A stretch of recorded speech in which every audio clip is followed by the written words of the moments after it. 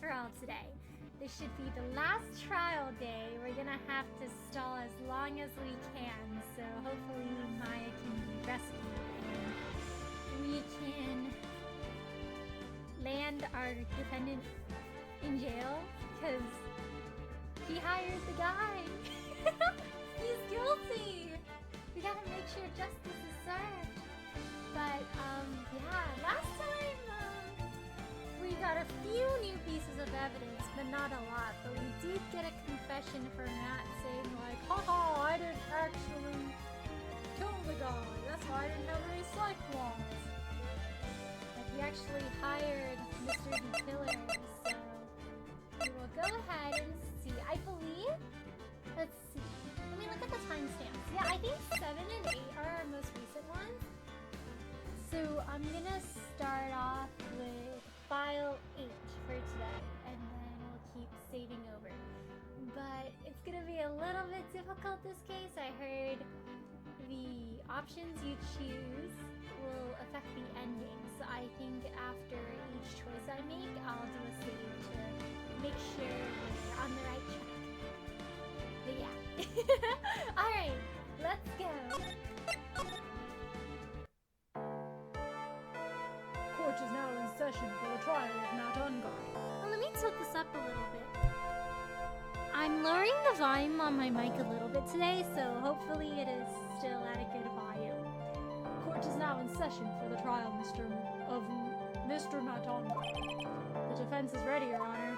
The prosecution has been ready for a while, Your Honor. Now, as I recall, we concluded yesterday's session with a big mystery on our hands. The mystery being what exactly was Miss Adrian Andrews' role in this murder. That is to say, is she really connected to the crime itself? Mr. Edgeworth, please confirm the court of today's proceedings. Adrian Andrews. She forged evidence that threw suspicion onto Mr. Ongard, and then proceeded to escape the crime scene by wearing an Eagle Samurai costume. The guilt of these actions are those from which she cannot escape. Then you're saying that she's guilty after all? I'm not finished, Your Honor. Miss Andrews has nothing to do with committing the actual murder. I would like to direct the court's attention to this card. What is that? It looks like a shell. This is the calling card of a certain assassin. Assassin, you say? Yes, Juan Corder was killed by a professional assassin. And the person who hired the assassin, his client, so to speak, is Matt Ungard. I'm gonna have to agree with you there. We have no objections here. Oh, hello, CB. How are you? Thanks for stopping by today. How are you? I'm doing alright. Yay, I'm glad you're doing alright. Just enjoying some Grand Blue Fantasy versus Driving. Tomorrow's gonna be quite a day. Ooh, I hope Grand Blue Fantasy has been going well for you. Do you have important plans tomorrow? Ooh. I hope they go well for you, CB. Hello, Sketch. How are you? Thanks for stopping by today. How are you? We just started the trial, and Edgeworth is saying that Adrian Andrews is not guilty of the murder, but it is Matt Ungard who hired an assassin to kill off one coroner. It's gonna be a bit difficult, because I'm agreeing with him there. Our defendant's guilty. Objection, certainly I was carrying something in gotcha. Oh, no, you're okay, Alpha. Hello, Alpha. How are you? Thanks for stopping by today. How are you? What a surprising turn of events. I would think it's become commonplace by now, Your Honor. I know what's going on this time, so I know that everything Edgeworth has said is true. But we still have to hold out as long as we can. At least until Maya's safe and sound. I wonder how the trial will turn out today. Now then, please call your first witness, Mr. Edgeworth. The prosecution calls the defendant's mentor, Mr. Will Powers, to the stand. He's like, I'm back here! I don't want to be here! Get me out of here! I'm here to watch Ellie finally get justice for my cousin. I got you, Sketch! We're gonna make sure your cousin gets the justice he deserves. 24-hour stuff, but yeah, I've been somewhat improving, but yeah, long day. Oh, dang, 24-hour! I hope it goes well for you, CB. Take care. Now then, witness, your name and occupation, please. Okay, I'm Will Powers. I'm a poor, underpaid action star. Real. And what is your relation to the defendant? Well, that's, I guess I'm sort of a lousy mentor to him in a way, yeah. Mr. Powers, please, you don't need to put yourself down so much. Oh, sorry. I'm just kind of a nothing sort of guy. On the night of the murder, you visited the defendant's room. Is this correct? Yes. I didn't know that. But you know, I didn't actually get to see Matt when I went. All you need to do is answer what you're asked. Now then, I would like you to please testify about when you went to Mr. Onguard's room. Okay, sure. Visit to Matt's room. What'd you do there, Powers? After the awards ceremony, I went by myself to Matt's room. Matt was standing there in front of his room, still in his nickel samurai costume. He was talking with someone. At first, I thought it was the bellboy. I watched the two of them for a while, but then I gave up and went back. I had guests with me that night, and I couldn't make them wait for me. Nothing sounds out of place in Mr. Powers' testimony. And talking with a bellboy is no big deal. Unless that was the assassin guy. If one assumes that the person Mr. Onguard was speaking was an ordinary bellboy. What are you implying? Then, Matt Onguard was simply ordering, room service. Yeah. Your mic is a little quiet? Oh, okay. Thank you, Subi. I'll increase it by a bit then. Is this a little bit better? Thank you for letting me know. Oh, thank you so much for the Touch Dream Shake, Alpha. Thank you so much for the support. I really appreciate it. Thank you. What are you applying? Yeah, it's much better? Oh, nice. Okay. Thank you for letting me know. Well, Mr. Wright, let's have your cross-examination, shall we? Looks like we're in another sticky situation. Huh? A trap. Can't you smell it, Phoenix? But for us to find out more, we're just going to have to charge in head first, right? Perfect. Yeah, particularly homicidal room service. Right? It's like room service, but with a twist. You gotta pay a premium for that. Because I just know this Shelly guy's services aren't cheap. Well, after the award ceremony, I went by myself to Matt's room. I'm not gonna get penalized for pressing, right? The defendant's room, why'd you go there? Well, I'm his mentor, like a big brother sort of. I wanted to say congrats. What's wrong? Why did you stop? Mr. Wright! What is it? You're going to try to trick me into a corner, aren't you? Huh? I know I'm just a poor, underpaid action star, but I'm not the killer. No one said you were, Mr. Powers. No, please, don't trick me. Every time you do your lawyer thing, the witness suddenly turns into the bad guy. Every time? Witness, I will personally talk to the defense at a later time. So for now, please kindly cooperate and continue with your testimony. Sorry. So you went to the defendant's room and then... Hey, wait a minute. When and how did I suddenly turn into the bad guy here? Are you sure that was Matt Onguard? Yeah, I'm sure. He wasn't wearing the nickel samurai mask then. If that's the case, then he really can't be mistaken. And what was the defendant doing, standing in front of his own room? At first, what do you mean by that? Well, he was in a bellboyish uniform and he had a bottle of juice on a tray. Tomato juice, suspicious. Sounds like an ordinary bellboy to me. You know whose room had tomato juice? Juan Cordo's. Yeah, but I didn't think he was a normal bellboy. And why was that? Why did I think that, Mr. Wright? How am I supposed to know? Sorry, but I can't remember right now. Sorry. I guess I'm going to have to wait patiently on this one. His testimony's not super helpful. Gotta keep pressing. Saw the two of them, the bellboy and the defendant together, right? Yeah, the bellboy just wanted to say congrats. Now, while you were watching the two of them, did you notice something strange? You know, I did feel something weird. I think it was because Matt, well, he gave the bellboy a tip. A tip, but that's a perfectly normal thing to do if you get room service. So, how long did you watch the two of them? Not more than a minute or two, I think. He really doesn't have much we can work with. Matt, this isn't very helpful. So, what are these guests you're talking about? You guys, of course. You and Maya and Little Pearl.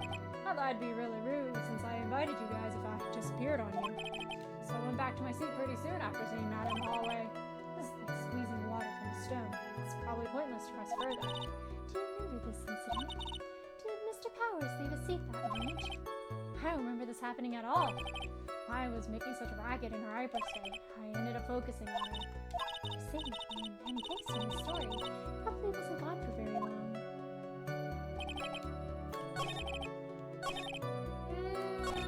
None of this is really helpful. Maybe I gotta go through and see what pieces of evidence I have. The hint is Phoenix doesn't remember him leaving for a bit. I don't remember if he actually left or not, so we will take a look. Stuffed bear, transmitter, knife. I don't know if we have a lot of... One thing that's suspicious is like the tomato juice. That's one thing that's a little suspicious. What if he went to the other guy's room afterwards and he like poisoned him with the tomato juice? This one's tricky. There's gotta be one discrepancy here, but I don't really see it right now. So after the award ceremony, he went to Matt's room, and then Matt was chilling there, and then he was talking to a bellboy, and then Powers was like, nothing much, and then he went back.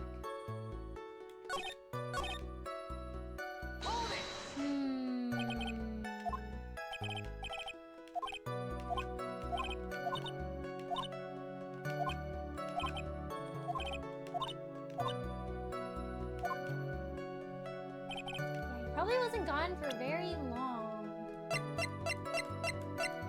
Let me take a look at what we have. So we have reports, autopsy. The issue is we don't know what time Powers saw all of this. This is shortly after the awards ceremony, which kind of checks out with the approximate time all of this happened, but we don't know if it was like after the time of death, before the time of death. We have this card here. It's a little too early for the footage. I'm gonna hydrate a bit.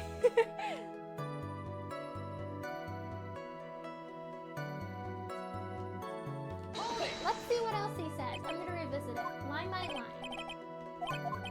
This is a valid reason for him going over there. He wanted to say congrats, which is fair. I think the first two statements weren't really helpful. Phoenix Wright did say something about squeezing water, so it might be like a really, really small point that seems kind of insignificant. But we have to pick it out. So he wasn't wearing the thing back. So that checks out. Why did I think that, Mr. Wright? Actually, only a few minutes ago you stated... Oh, there we go! You know, I did feel something weird. I think it was because Matt, well, he gives the bellboy a tip. There we go, new information! Could it be that you felt something strange about the tip-giving incident itself? Oh, yeah, that's it. You really know your job. Do I? Mr. Edgeworth. Yes, Your Honor. The bellboy, he wasn't an ordinary one, was he? Perhaps we should let the witness tell us. Very well. Mr. Powers, please amend your testimony. Ah, there we go. New statement, so it's gotta be this one. Matt gave the bellboy a tip. So how many dollars did he give him? So he gave the bellboy a tip. What's so strange about that? Well, you see, Matt's not a poor penny pincher like me. But he only gave him $1. I was trying to figure out how much it was, because the tip really shocked me. How much it was. That's when something even more surprising happened. Bellboy was putting the tip he got in his pocket. And that's when I got my first good look at the guy's face. I was really shocked. I'm afraid I don't follow at all. Yeah, we're... That guy looks suspicious. He did it. We're profiling. Anime Riverside trip is complete. Oh, hello, Kevin. How are you? Thanks for sending me today. Thank you so much for the 3 stream. Thank you. I'm glad Anime Riverside was great for you. What was the highlight of your trip?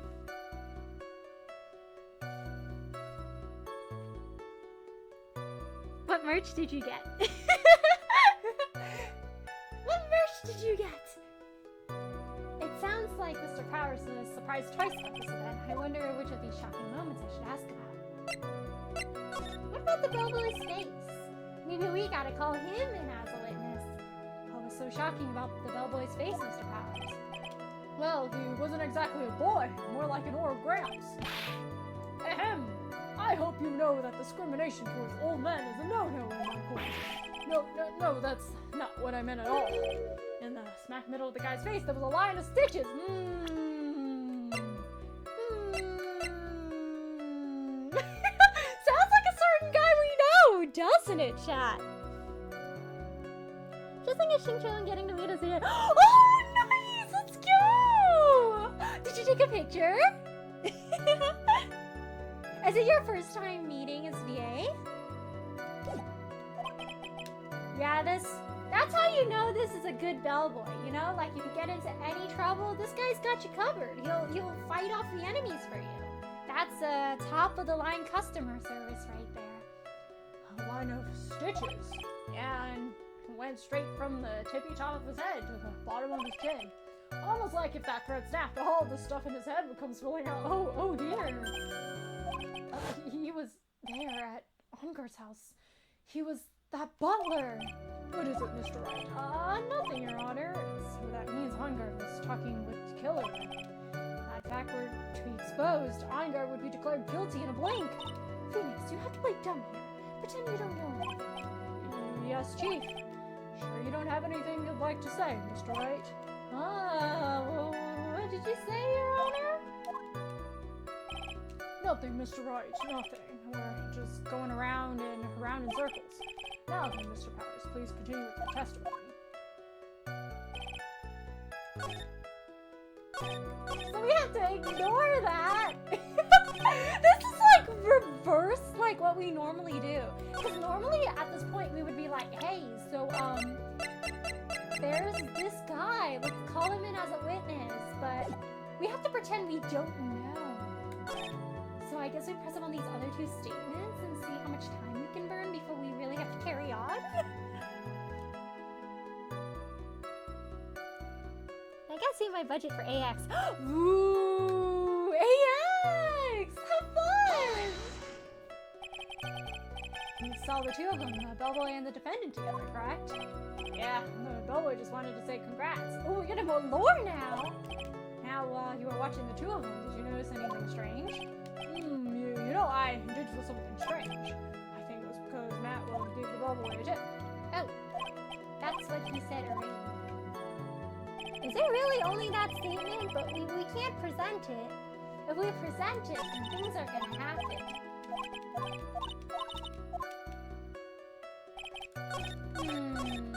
I didn't get that last statement. Let me go back for that last statement. I want so badly to press on that statement, but I'm like, oh, will that declare him guilty too soon? So, who are these guests you're talking about? You guys, of course. You and Maya and Little Pearl. Okay, so those are exactly the same. So the only thing that's different is this one. I remember the first 2 weren't really helpful, but I'll press on them again to see if there's anything new, because when I revisited the statement earlier, the 3rd one, we got a new dialogue option. We might just have to press the 3rd one, but how do I play dumb? How do I play dumb if I know that's the exact statement I should press and I should be showing the butler? I mean, I guess we can pretend we don't know that it's the assassin and be like, yeah, let's invite the bellboy in, you know, get his testimony, because this isn't really getting anywhere. Ace's Holy Grail or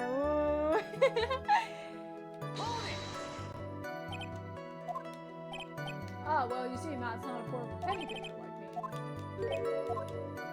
I guess it's the face makes it a little bit obvious who it could be.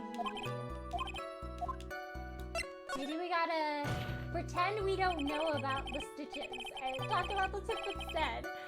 Defendant's a huge star. He can afford to give generous tips, wouldn't you agree? Sure, but giving him that much was maybe a little too much, I think. Ah, suspicious. That's gotta be some really expensive tomato juice, guys. A little too much? Would you please clarify for the court about how much would you say the defendant gave to the bellboy? Honestly, I don't know. I can't even begin to guess. What is that? Because he gave the bellboy a really, really fat roll of cash. Oh goodness, the whole roll of cash! Uh-oh. Certainly was a very generous tip, wasn't it? A very fat roll of cash that can hardly be called a tip, Your Honor. We're just beginning to look awfully suspicious of us. Objection! The defendant is a superstar! He's just loaded! He's just extra generous! That kind of typical fare for people like him. You say that all superstars are super spenders? If I could receive large rolls of cash by simply bringing people things like this, then why on earth would I stand around here prosecuting?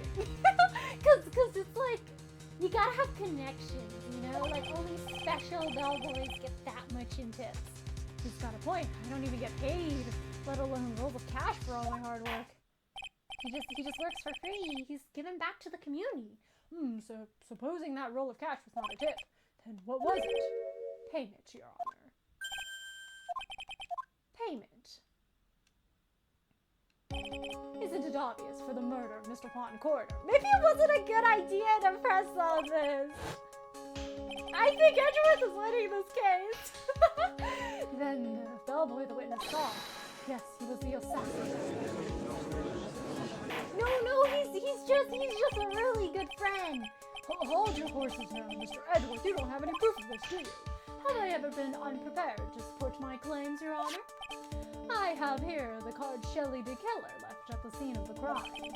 Shelley the Killer is the person the police's special investigations team has been chasing for ages. I am certain that the person the witness saw was this very assassin, Shelley the Killer. Really? What's wrong, Mr. Powers? No, nothing. Something just clicked in my head and I think I just figured it out. Actually, I saw that bellboy again later on that night. What? You keep bumping into this guy. Mr. Powers, please testify. Tell us what you saw. Yes, sir, right away. Okay, we good? Okay. Because I was like, this is a little scary, but this seems like the only way to keep it going. Because the other one's a bit of a dead end. So if I'm good, I can save over this one, right? I'll like save over file 7. Okay. This time I was in that hallway because I had to go to the bathroom. And that's when the bellboy I saw earlier came out of the room. Whose room? Of course, when I say room, I mean Juan Corridor's room. Suspicious, suspicious! Now that I think about it, that bellboy did seem kind of out of place. Now we're gonna argue that he only went in there to give him tomato juice. Yeah, he's just being a good bellboy. Yeah, so he had to be the assassin, I'm sure of it. I mean... Thank you very much. That is all we need for now. Huh? But I'm not done. There's still more. Let us first establish that the bellboy was truly Mr. the Killer, then we shall see. So the bellboy came out of the victim's room, and if that bellboy really was the assassin, then I think the answer's fairly obvious. That would be correct, Your Honor. Well, Mr. Wright, I believe it's your turn to entertain and make us laugh. Ha ha ha ha! This is no laughing matter. No, he was just bringing him tomato juice. And what time was it? Oh, well, I don't remember. The award ceremony ended around 8 p.m., right? I went to Matt's room pretty soon after that, and then I came back, and then I went to the bathroom. So I guess maybe it was around 8:10 by that time. Ooh, that's really close to the time of death. You're not one for details, are you, Mr. Powers? Sorry, I didn't have a watch on. I thought I could maybe catch Matt and say my congrats. Are you sure it was the same bellboy? Yeah, how could you tell? All the bellboys wear the same uniform after all. Well, but you see, he had those stitches in his face. So I'm sure it's the same guy that was talking with Matt. So what room did the bellboy come out of? Of course, when I say room, I mean on corridor's room. Victim's room, huh? Yeah, the one with all the really pretty flowers and teddy bears. Was Juan's room, alright. Words cannot describe how screwed I am. Let's continue with the testimony, shall we? Yeah, bro, this is all pointing at what we discovered. It's gonna be hard. I'm like, my turtle's right, but I have to pretend he's not cooking. So what exactly was so, out of place about it? Right. Why the insipid gray? Maybe because I have no idea what damaging thing he's gonna say next? Well, the bellboy was empty-handed. Bellboy was one of those room service people, right? But he wasn't pushing a cart, wasn't holding a tray either. Call that a little strange too, wouldn't you? I do agree that it is a bit strange, I suppose. Is it really that unusual for a bellboy to be empty-handed? What should I do? I tried to pull a fast one.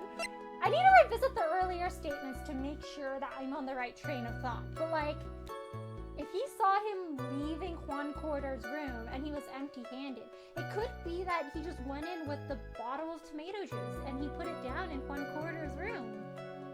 I'll let it slide for now. I want to see the other parts. You're right, I think it's pretty unusual too. Well, I thought you might think so.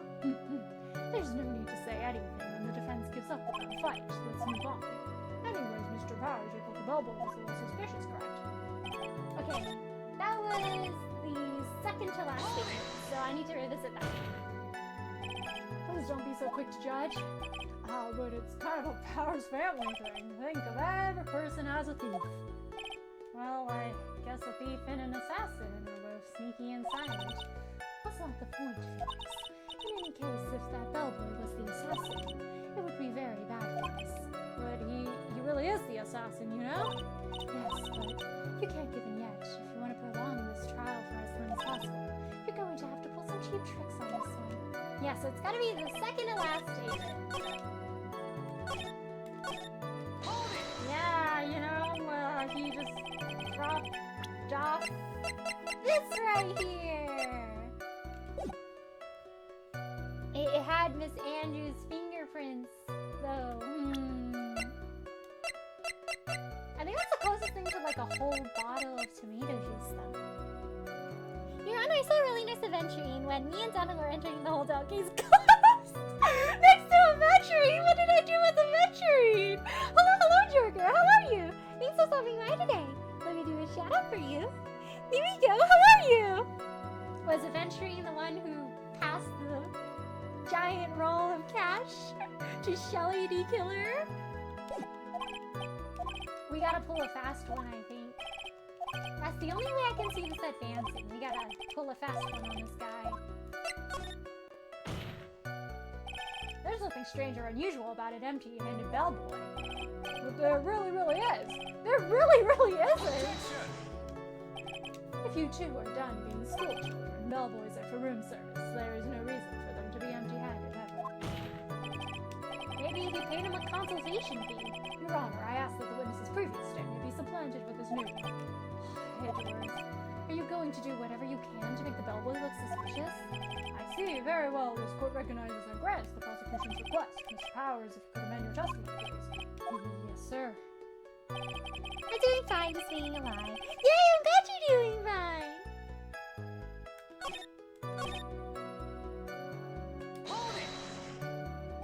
So you're saying that it's suspicious for him to be empty-handed? Yeah, really suspicious. I mean, when I first saw the bellboy, he was holding a tray in his hand. There was a bottle of juice and a wine glass in it. It's gotta be the tomato juice. Juice? What kind of juice was it? I'm pretty sure it was tomato juice. If we could come up with some sort of reason as to why he would come out empty-handed, some sort of proof, then I think we can dodge the bullet on this one for now. Proof, huh? Sounds like another job for the court record. Okay, I think it's the tomato juice, but I'm gonna do a save here first. Tomato juice. Tomato juice. Objection! Yeah! Mr. Powers. Yes? You're easily influenced by other people's words, aren't you?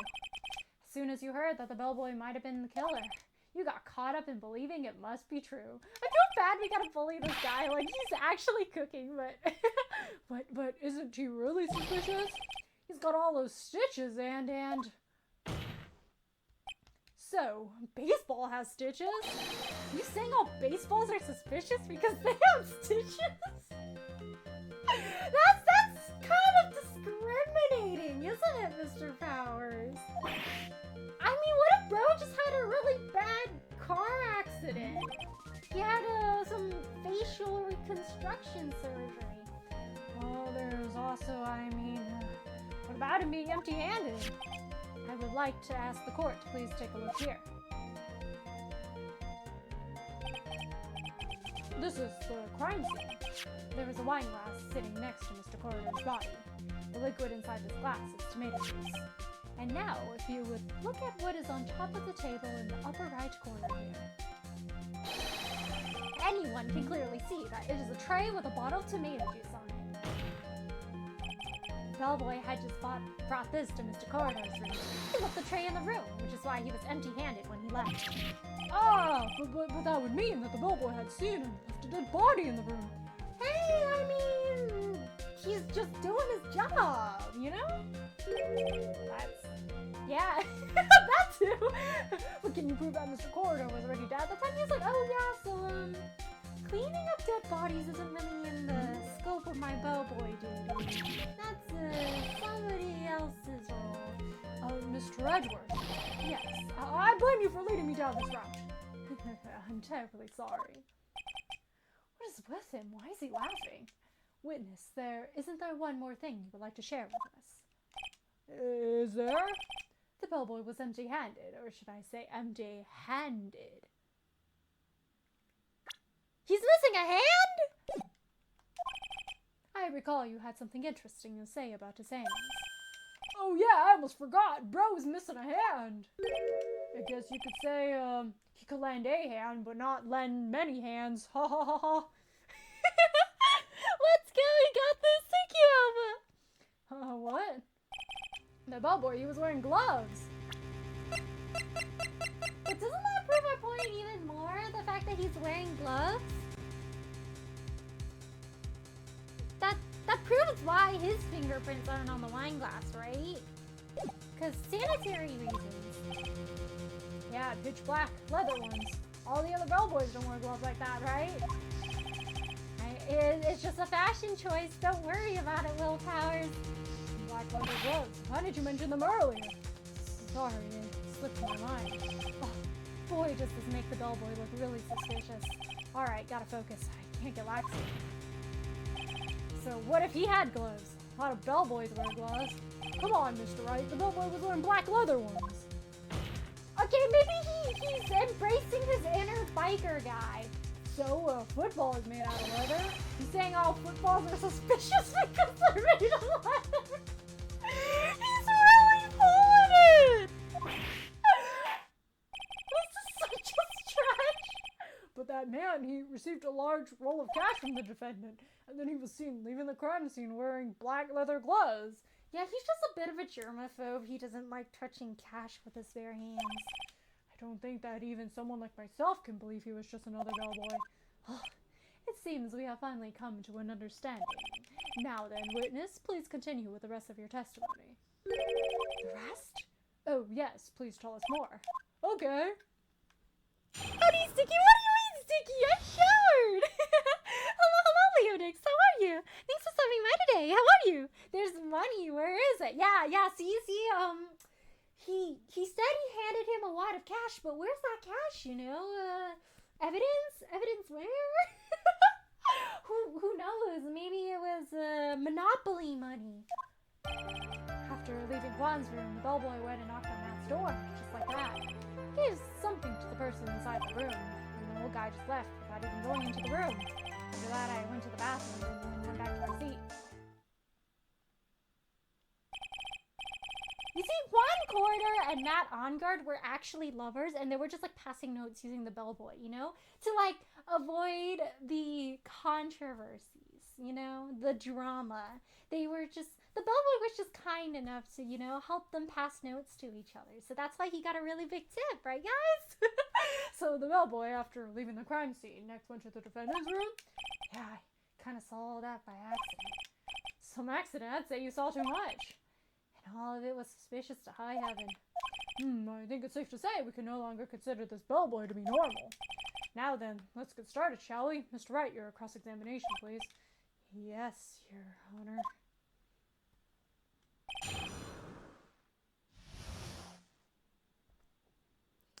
Oh, man, I need a loan to help pay my rent. Matt, would you please spare a few dollars for, Honkai Star Rail My Day plushie that's coming out later this year? Matt, please spare a few dollars. Yeah, he's evil. You gotta do evil things if you want his cash. Is that what you saw when you were busy spying? Excuse me, I may be a poor underpaid action star, but even I wouldn't stoop to spying. Well, I think the point is, where did you watch all this from, Mr. Powers? From the door of the bathroom with my left eye. Sort of sneaky, spy-like. Why are you peeking from the bathroom? I knew he was spying. Please, does it really matter if he was doing it over underhandedly? What did the bellboy do next? That's all I care to know.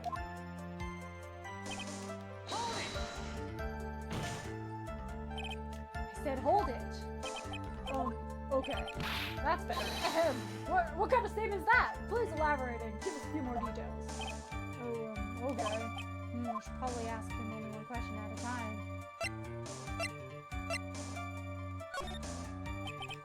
You gave something to this person? Yeah. What was the something? If I remember what it was, I wouldn't be calling it a something, would I? This implies that something was removed from the scene of the crime. Are you sure you really can't remember, Mr. Powers? I think it was something small. This is an incredibly crucial piece of information. Please, try to remember what it was. I'll try. Meantime, let's talk of another point, namely what the bellboy did next. So after he gave the person inside the room the thing... Maybe it's the other point we have to ask. I mean, where's he going in the end? He won't need it. He might need it for bail if they give him bail.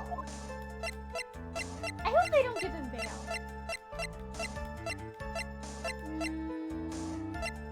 I don't know how bail actually works. Like, do most criminals get offered bail? It depends on the severity of the crime, right? Like, if the crime is worse, it's higher the bail? I wonder if bail exists in Japan or Florida. So, who took the something the bellboy handed off? Actually, I don't know. What do you mean? Sorry, but I only saw the person's arm. Only an arm. Then you're saying you didn't see the person's face? Yeah, I would like to summarize the testimony up to this point, if you don't mind. When the bellboy left the crime scene, he immediately went to the defendant's room. There, he handed a small item of some sort to the person inside. As for the person who received the item, all you could see was the person's arm. So what the arm looked like? Yes, it was just like that. Mr. Edgeworth, is all this really that important? Of course, Your Honor. I think this is of the utmost importance. This is when whatever was removed from the crime scene was handed over to the client. Mr. Powers, please try to remember what it was the bellboy handed off. Ooh, I know what he handed off. It was that note. It's gotta be that note. Well, let's see. I think it was no. If you remember, please add it to your test record. Oh, bro, okay, oh no, this is a new one. So he doesn't remember the other one, but he remembers this one. Yeah, there wasn't anything new that popped up when he chose the other one. But this one has a new statement.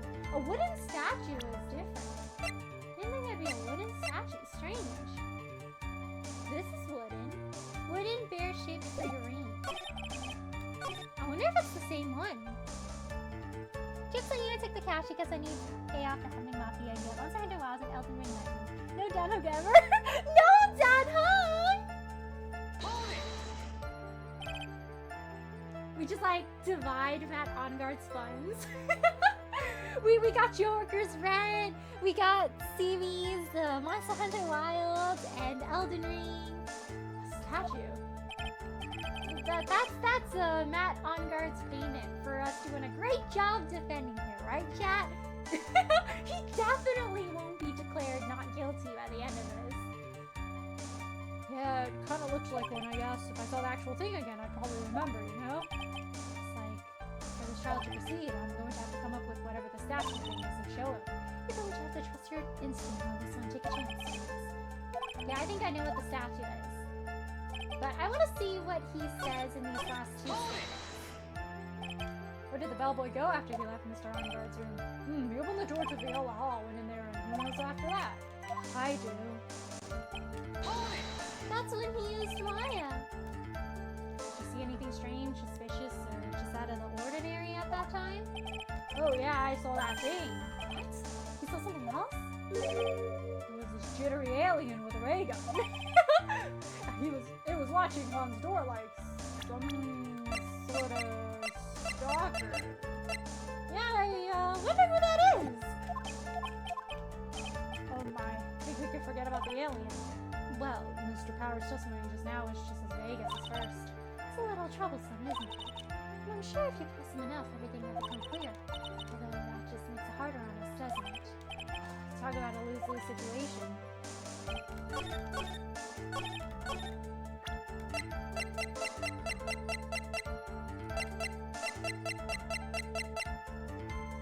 Actually, let me say first. I'm pretty sure it's that statue, but just to be sure.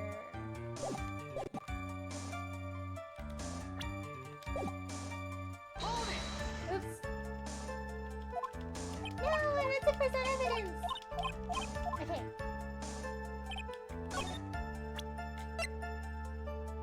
Objection!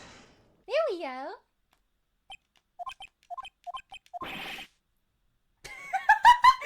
What was the point of that pregnant pause?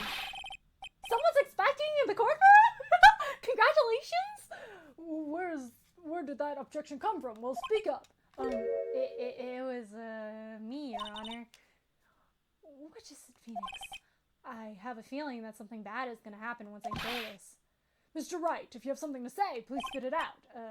Yes, Your Honor. Okay, Phoenix, deep breath. Mr. Powers, something you saw, was it this item? Oh, hey, that's it. That's the something.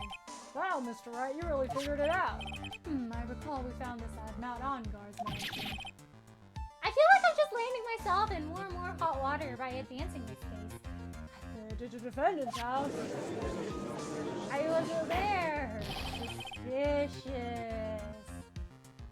No, see, it totally makes sense, guys. The theory I was crafting earlier. So actually, Juan Corder and Matt Onguard were actually like lovers. You know, they're just they just pretended to hate each other. This was a gift. It was a gift from Juan Corder to Matt Onguard. That's why it's in his house, because it's very precious to him. What does this mean? It's simply not. Shelley the killer assassinated Juan Corder in his room, and then he stole this wooden bear from the scene of the crime. Then the bear being found at Mount Onguard's mansion would mean... It goes without saying that Mr. Matt Onguard is the killer's client. Order, order, order! I said order! Mr. Wright, this is a most unfortunate turn of events. Yeah, sorry. Oh, it's alright. Your judgment is sound. Actually, I figured the bear would come up. If not now, then it would have later on. If you hadn't shown it in your court, I'm sure your friend Edgeworth would have. I almost forgot he knew about it too. I think it is clear that there's no need for us to— What? Oh no! No! I can't let this happen. I have to do something. It has to be something we'll overlook. Your Honor, a minute, please. Yes, Mr. Wright. There's still a few points left that we have not fully explored. What are you trying to pull? Oh well, we can't have that. Alright, Mr. Wright, what questionable point would you like to explore further?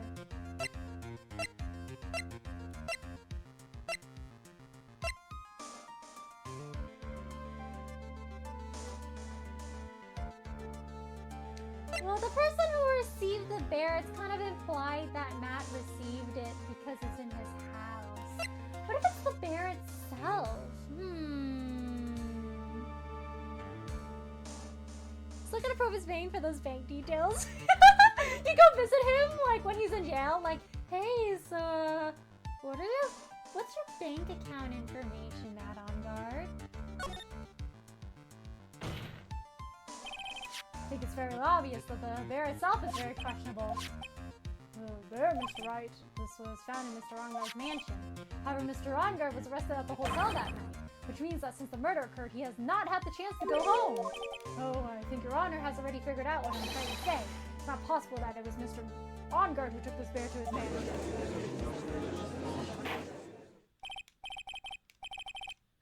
Why, that's very true. We didn't consider that point, Mr. Wright. There was no way time-wise for the defendant to have taken this bear home. Objection! Oh! No! You haven't gone the best of me yet, Mr. Wright. Huh? I remember it clear as day. I remember what you muttered to yourself at Ongar's mansion. We have this area completely surrounded. There's no way for him to escape.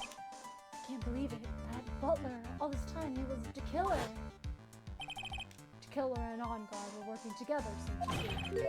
And the killer was hiding at Ongar's mansion as his butler. Well, what a bold move. Oh man, that was probably the wrong one to choose. The bear figurine was brought back to Ongar Mansion by the killer himself. It looked like he was about to be arrested. Ongar had him use it. Soon, because it would have been bad had the police found it during their investigation.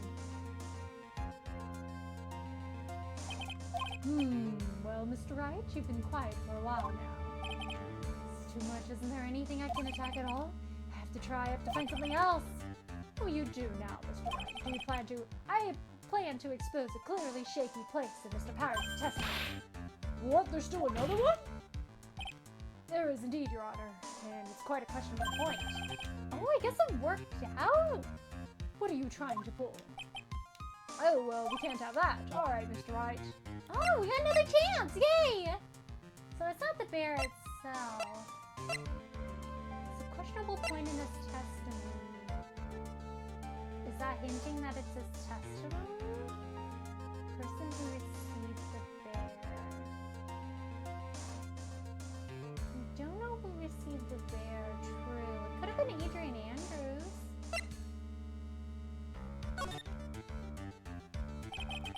There was one thing in Mr. Powers' testimony that was very unclear, and that is the identity of the person who received the bear. Oh, that does check out. He gave something to the person inside the room. I thought it was insinuated, but I guess unless it's been proven, it's still speculation. I'm sorry, but I only saw the person's arm. As long as we don't know who it was that took the bear, we can't be sure of... Oh! Oh no, he remembers now! What is it, Mr. Powers? If you're going to scream like that, then at least give us a good reason why. Oh, yeah. Sorry, actually, so I remembered. I remembered who took the bear. What? Really?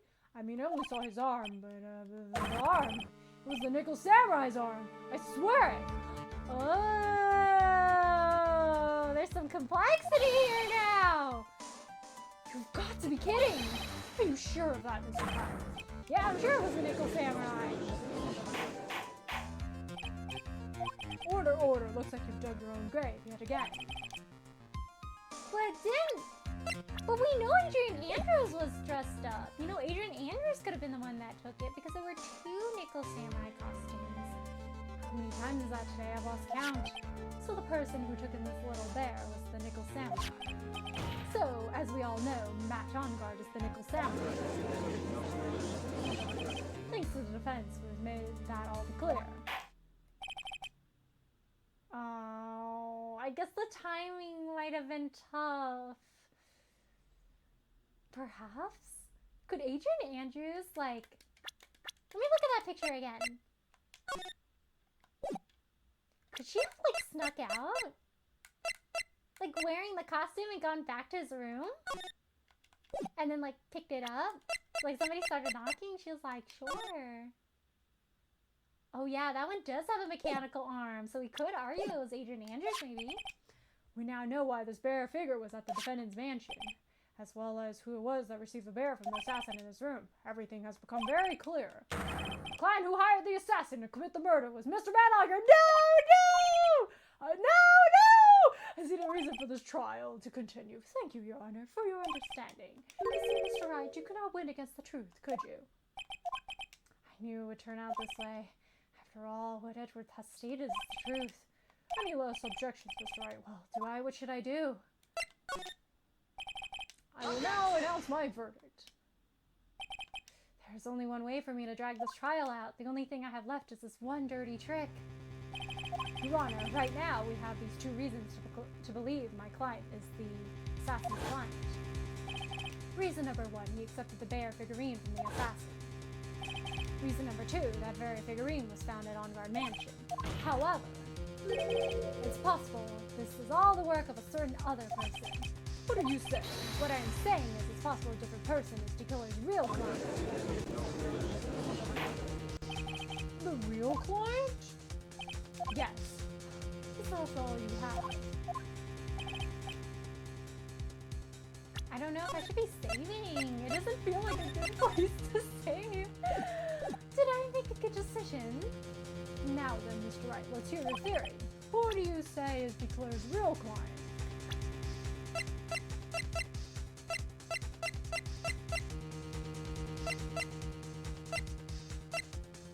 The only one that could possibly be the real client's Adrian Andrews. I don't want to land her in hot water though. She didn't do it. I feel bad. I feel like she would make the most sense. Like, Will Powers is really just like a guy. Adrian Andrews? Yes, we already know that she tried to frame Matt Ongar for the crime. By wearing a spare nickel samurai costume. Oh, then the nickel samurai that I saw, it could have been her. That could have very well been Miss Andrews. What about Mr. Ongar? If you would please recall yesterday's testimony. The defendant was taking a nap during the break period. That's right. And finding this figure at Mr. Ongar's mansion? It's a well-laid trap set by Miss Andrews. Mr. Edgeworth, what is your opinion on this? I can't even begin to count the flaws in the defense's logic. Besides which, there is no evidence to support it. However, I can't fully discount its possibility either. Just let this trial. Come on, I look so Ongar doing. Yeah, unbelievable. What's going on with the defense? This guy's playing dirty. This is all the same Maya. This is the same Maya. If the whole world turns against me, this is one fight I can't give up on. Order! Your Honor, for the benefit of the defense, I'm willing to play along with this what-if game. His what-if game, Mr. Edgeworth. The prosecution is prepared to challenge the defense's theory. He's helping us drag it on. Mr. Wright, even you must have thought it strange and wondered, why would the criminal want this little wooden bear? He's right. The killer did specially bring that bear to On Guard right away. Why do you ask? Is there something special about it? Absolutely. And I'm sure that once the court knows its significance, the true killer's identity will become crystal clear. Your Honor, prosecution calls upon a witness who will clear all doubt against Miss Andrews. And who might that be? It's quite simple, Your Honor.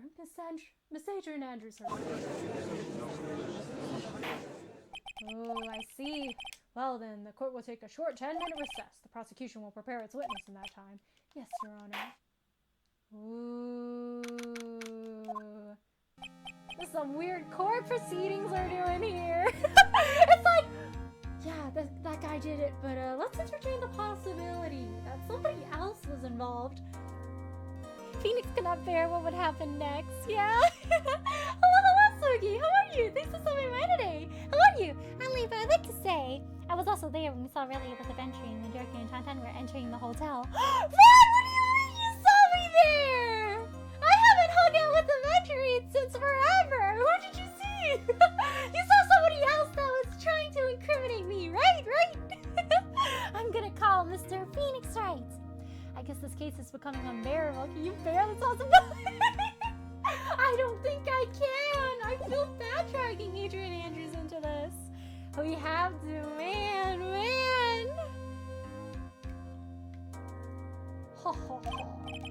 Oh, I knew it was a good idea to hold her hostage, don't you? No, he doesn't have a British accent. I gotta give him the bro accent. Oh, I knew it was a good idea to hold her hostage, don't you agree, Mr. Lawyer? But I never thought in your desperation you'd try to pin the guilt onto Adrian. Oh, I swear this demon will pay. Mr. Nick! Charles, where's Mia? I don't know. A really strong power suddenly called her away. Oh, Maya! Really strong power. Did you manage to escape? Oh, Mr. Nick, your phone is... It's from Gumshoe. How's it going? Have you been hanging in there, pal? Yeah, sort of. We just barely found something to latch onto. Phew, that's good, pal. What about you? Anything else? Figured out where Jakiller and Maya are? We still don't have any leads, but... What? We don't have any more time. Just had one. Just a single clue would be really helpful. Maybe that's what Maya's trying to do right now. I was only able to come this far because I kept thinking to myself, I gotta keep the trial going until Maya's been rescued. Will I just run out of luck this time? So I hope for not. A tent! Huh? A tent? I see a circus tent! A circus tent! Yeah! Looks like Maya was unconscious until just a few minutes ago. As soon as she woke up, she called me. We're back at the Big Berry Circus? So it was Maya that called you away. She slept in a dusty little room all night. I could see a circus tent outside the window about 300 feet away. Gumshoe, is there a circus in town right now? There's only one, pal. The Very Big Circus. Maya is somewhere within a 300-foot radius of the main tent. What? Okay, hold on a sec, pal. Hey, draw a circle on that map. About a 300-foot radius from the main tent. Hurry! And I could see a mailbox under the window just outside. Gumshoe, there's also a mailbox. Okay, what else? What else, Mia? I'm sorry, but it was a very small window. I couldn't see anything else. Felt like I was in an old office building, maybe the 3rd floor or so. I heard her, an old office building. Good stuff, pal. Okay, just hang in there. Just a little longer, pal. Wish us luck. Good luck. I'll call you later, so don't let your battery die. Okay, pal? Beep. Mia, Maya's not hurt, right? She's in a pretty bad state, Phoenix. She's being starved. Oh no! Gumshoe, please hurry. Looks like we're out of time. Are you right, Phoenix? It's only a matter of time before Maya's rescued. I can do this. I just have to make this trial last a little longer. No, I hope she's alright. We gotta treat her to lots of burgers after this. I'm so worried about her. It's the big stream of JFA! It's the stream ever! Hello, Megan. How are you? Thanks for stopping by today. How are you? Evil bro accent! The slight smug, the great evil. It's also actually, I said, what cussing is really. We know they're in the middle of a cussing. No! Please, let me have Dad hung in the divorce. Please, the custody! Not the circus! The minute Mia was like, the circus, I was like, oh no, it's that circus, isn't it? Actually, Mo is gonna save the day, guys. Mo is gonna bust into that room and save Maya. And he's gonna tell a joke so bad that the killer just, like, dies of cringe. That's the story of how Mo became the hero of today's case. I've had a bare Bunzer now. But that was barely enough Bunzer today. Court will now reconvene. The killer, the man who murdered the victim, handed this to his client. From this, one obvious question arises: why this particular item? I don't know. I believe the answer to that question will provide us with the name of the real culprit. Now then, the prosecution calls the defendant's manager, Adrian Andrews, to the stand. Currently, the witness is accused of tampering and obstruction of justice. However, you have been called to the witness stand today to ascertain who exactly is guilty of the murder. I understand. Very good. Now, have you seen this verify, Miss Andrews? Of course I have. You have seen it before. That's right. It's only natural that the witness has. Miss Andrews, could you please enlighten the court to these bare secrets? Alright. Why does she know? Did she give the bear to him initially? Or maybe it has something to do with Celeste? Actually, this is an elaborate puzzle. If you know the correct order, it can be taken apart one piece at a time. Oh, what if the note's inside there? At its center is a small cavity, which is enough room to store a small item. Because of its complexity, if you don't know the order, you can't answer the bear. You really can't tell that it's a small jewelry box just by looking at it. A jewelry box, huh? So this figurine is a container of sorts, is it? Yes, looks can be deceiving, wouldn't you agree? Yes, this is superb craftsmanship. Oh, yes, I nearly forgot. You may begin your cross-examination, Mr. Wright. Looks like there really was something to that bear after all.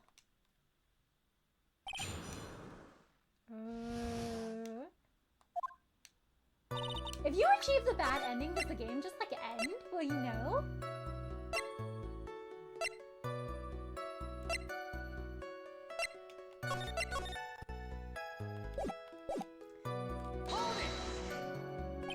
A puzzle? That's right. But it looks like an ordinary figure. Sure enough. To people who never know, or I can't read. So people who don't know, I'm sure they would never guess that this was a puzzle. So what kind of puzzle is this exactly? So you can take it apart. How would one go about doing that? Well, you first turn its tail to the right and then push it in. Oh, yes, I see. After that, the arms and legs are free to move and can be removed. Oh, that is most interesting. Boy and his new toy. Looks like he's 5 all over again.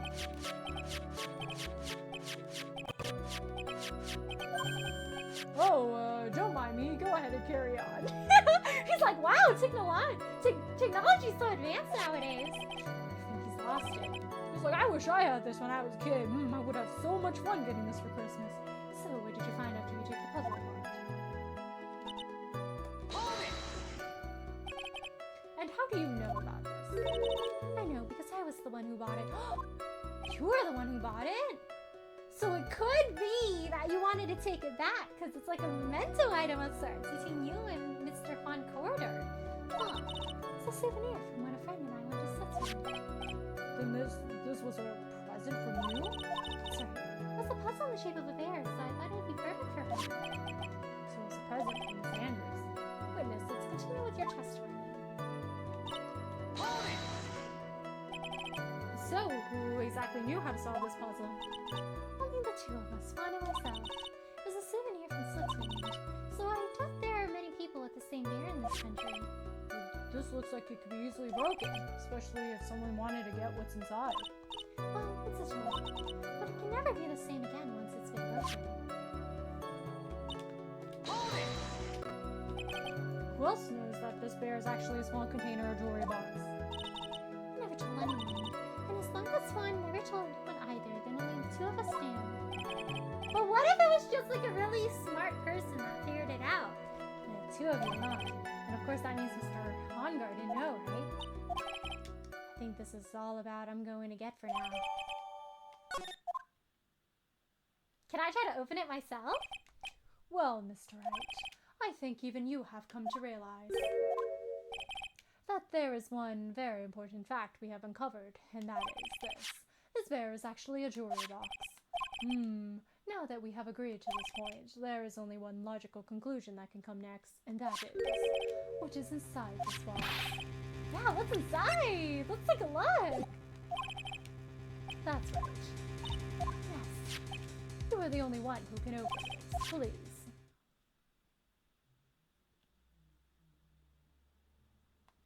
There's a painful silence. All eyes are on Miss Andrews. Now she solves the puzzle and takes the bear apart. I've opened it. Is this what you wanted? What is that? Looks like a note. It must be the Celeste note. I don't think we need to guess at all what that is, do we, Mr. Wright? Ooh, yeah, I knew it. Oh no, it's the suicide note. A suicide note. Suicide note left by Juan Corridor's former manager, Celeste Impax. Until now, no one knew of its whereabouts, but just as we suspected, it was hidden. What's strange is Adrian Andrews was trying to look for this note all along, right? And she gave the bear to him. So it's a bit strange that she didn't try to look for it, you know? It seems like she gave him this gift with the intention of, like, encouraging him to use it to hide the note. Hidden by the victim, Juan Corridor himself. It seems Celeste Impax had a very beautiful handwriting, and she just as beautifully signed her own name on his document. This is most definitely the note she left right before she committed suicide. Order! Witness, did you know about this? Yes, I did. I heard all about it from Juan. So she already had the note. When I discovered his body, I looked for the bear. I wanted to destroy the note before it became public. But I couldn't find it anywhere. Because it had already been taken by Dakota. Everything is going at Mr. Edgeworth's pace. So now that the suicide note has been found, what's the next logical question? What is written on the note? That's right. At least that's what I would think. Now then, I believe it is only appropriate the contents of this note be made known. I can't stop you, can I? I went through so much just to get my hands on it. And I was going to burn it for your sake. I'm deeply sorry, but I can't allow you to persuade me to stop. Your Honor, if you could please read the contents of the note out loud. Very well. The judge's voice rang loud and clear through the deathly silent courtroom. In her notes, Celeste Impax left to us a record of all that had happened to her, about being used and then thrown away by Ongard, about being engaged to Corridor and Ongard's role in destroying that, and about how she decided in her despair to end it all. Man. And that's all Miss Impax had to say. There is one thing I would like to say here. The prosecution has no interest in slandering Mr. Ongard. Then what? Our intention, Your Honor, is to establish a motive for murder. Isn't that right, witness? Yes. On the night of the murder, Juan was going to make the contents of the note public. After the post-ceremony show, he was going to hold a press conference. My word! That Ongard values, above all else, is refreshing like a spring breeze image. Which is why he had to stop this note from being made public. At all costs.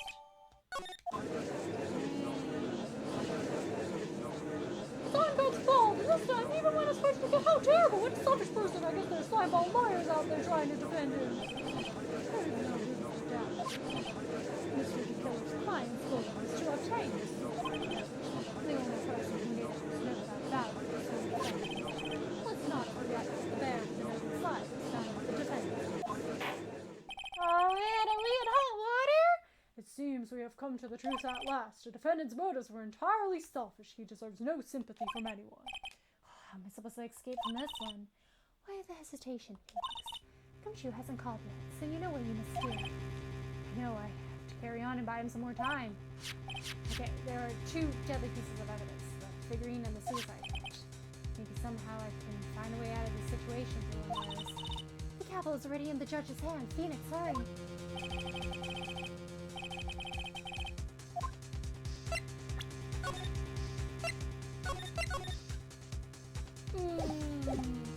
The note or the figurine? Which one should we pursue?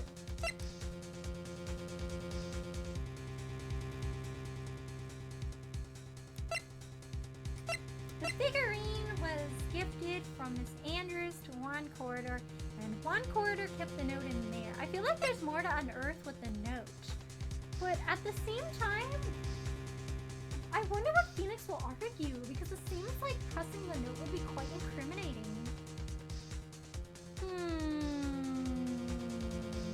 Let's do a think here. I'm curious. I kind of want to press the note just to see what will happen. Which one should you pursue? Because I feel like the bear has already exhausted its use, you know? Like, I feel like we got all the information we could have gotten from the bear, so maybe the note, even though it seems like a double-edged sword. Objection! Please wait. The slimeball lawyer! Look at him go! He's still going at it! You're trying to let the killer off the hook! I think Your Honor believes that Matt Onguard killed in order to obtain this note. Yes, that is correct. But that seems a little strange. In fact, I think there's a contradiction here. This note was hidden by Mr. Corridor until the night of the murder. If that's the case, I say that Matt Onguard could have known what was written on this note. Ooh! Good job, Phoenix! He's cooking! Oh, I didn't think of it that way. Exactly, but I did think of it that way, and I thought it was rather strange. No one in their right mind would kill for a note without first knowing what it said.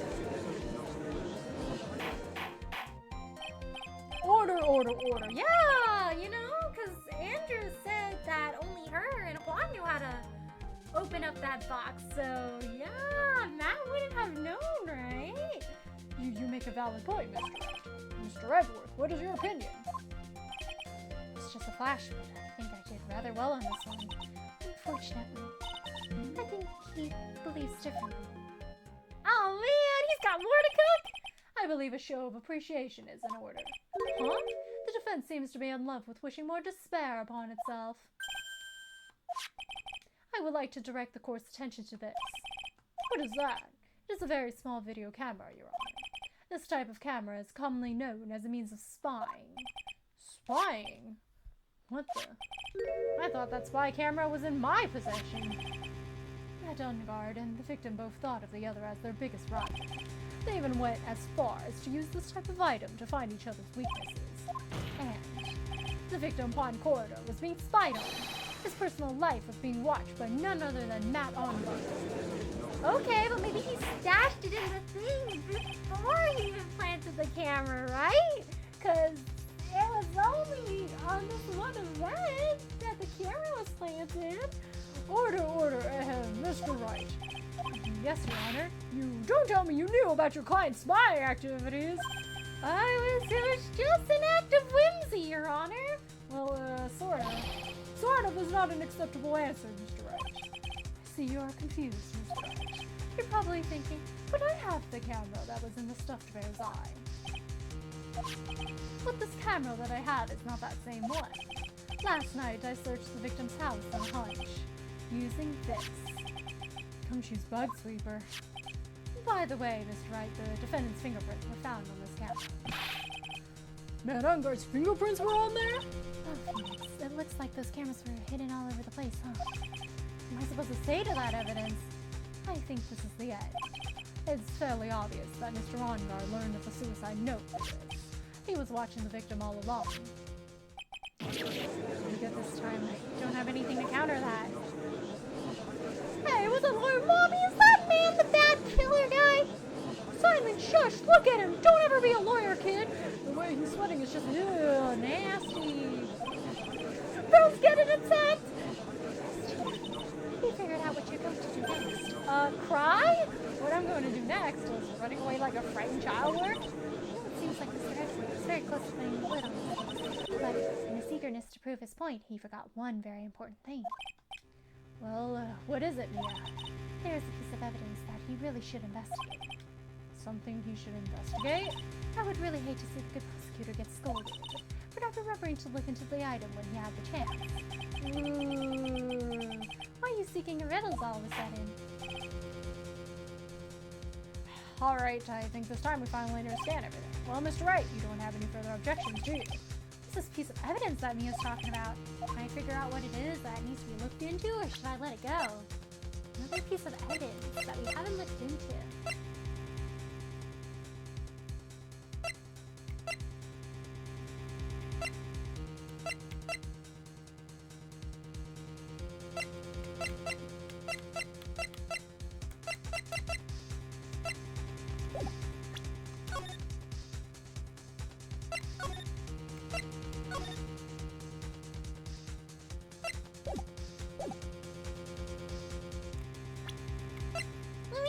A piece of evidence that he needs to look into that he disregarded. You know, the whole receipt with the bear and everything, and that proves the camera in the eye.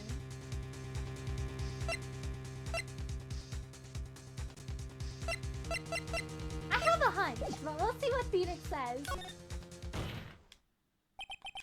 I have an objection, Your Honor. That was about the weakest objection I've ever heard, Mr. Wright. Objection! He's like, there we go! A louder one, a firmer one.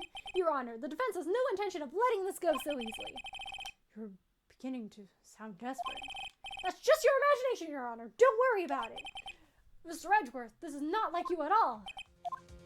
In your eagerness to prove your point, you've forgotten one very important thing. Hey, isn't that just what I said? So you're telling me that I forgot something. You're so close, Mr. Edgeworth. There's something you should really examine about this piece of evidence.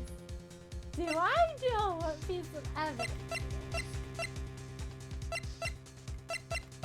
Let's see, because the pieces of evidence I feel are correlated are the newer ones we have here. This one's just going to incriminate Matt. We know the spy camera thing. Changes the footage taken by the spy camera to radio waves and transmits the details. Because the thing is, the spy camera goes with the transmitter. But if you don't have the transmitter, it's like you can't tell. So, is what we're nitpicking here the fact that he didn't mention the transmitter? Because we know the one we found had a transmitter.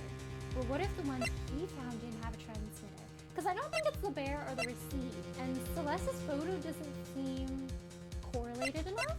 It might be the transmitter, but I will see. Is it the transmitter? Oh, it's not the transmitter, is it? Yes, I do believe some special examination is needed, but I think the item that should be examined is... No, not my gray matter! No!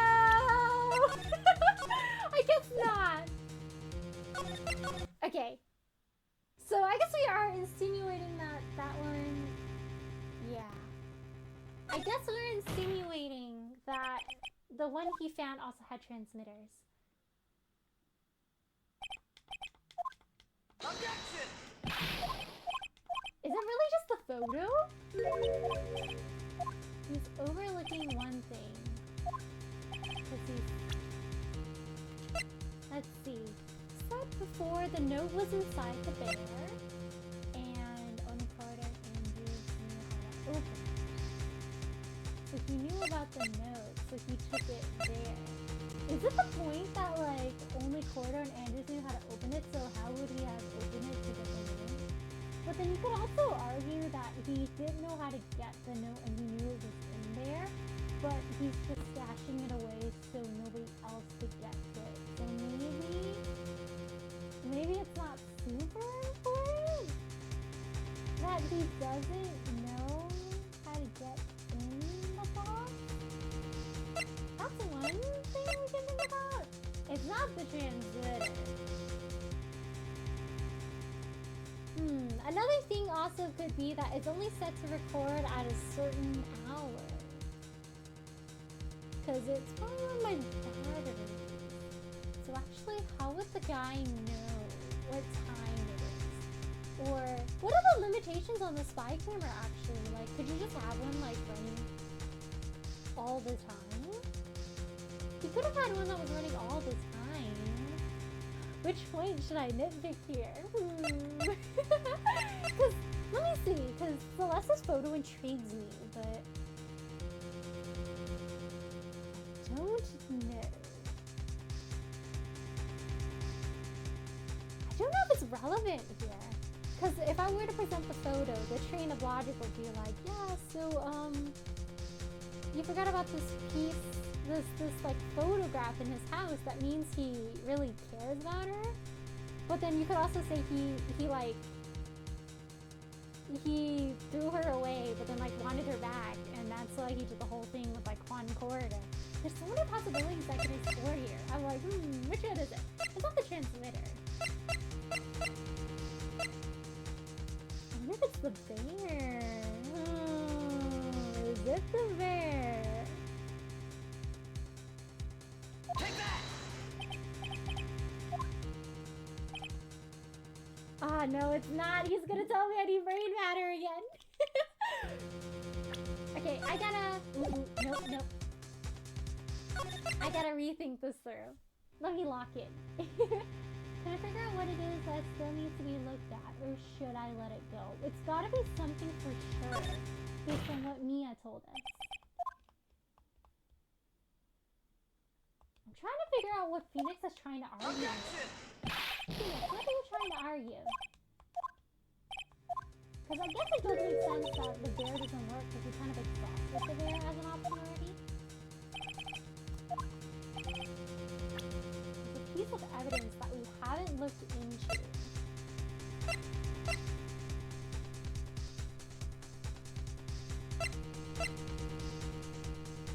Because if the note was inside the thing, one thing I'm just kind of like confused about then is like the guitar case. Let me revisit the guitar case. Has Corridor's fingerprints. Because the thing is, it's empty, and then Andrew suspected the note was in there, did she say? But then she could have also been lying because now she's saying it was in the bear. And it is in the bear. Maybe I'm thinking too deep into this in the wrong direction. Wouldn't it be funny if it really is just like Celeste's photo? Why did he buy a $3,800 rare though?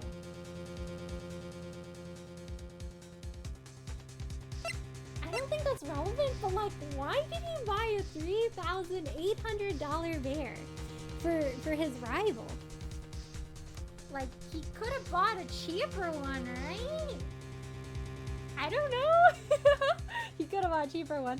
Billy Bob is gonna show up! Billy Bob, the OG! He's gonna fly, guys. He's gonna fly, and he's gonna swoop into that dusty office building, and then he's gonna grab Maya, and then she's gonna fly away. D-Killer got nothing on Billy Bob Jones. It all goes back to the circus. Why? He left a very good impression. Unless you load back, but the trial just kind of ends. Oh, dang. I'm so sorry for missing these, the scrolling. I didn't see the scrolling thingy till now. Hello, Halo. How are you? Thanks for stopping by today. How are you? The game ends so you can reload. Oh, normal visual novel mechanics. So it's like if you mess up, they go game over. Would you like to restart from your previous point?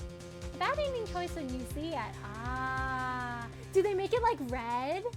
Because I know some video games, if you make a bad choice, they make like the bad choice like a red text block with like red text and like, you know, like something that looks a little ominous. Taylor's trying to open it to find whatever evidence inside. There's a possibility of that. He was like, I'm just gonna throw this into the fireplace. I didn't realize she was wearing bell bottoms. Oh, is she?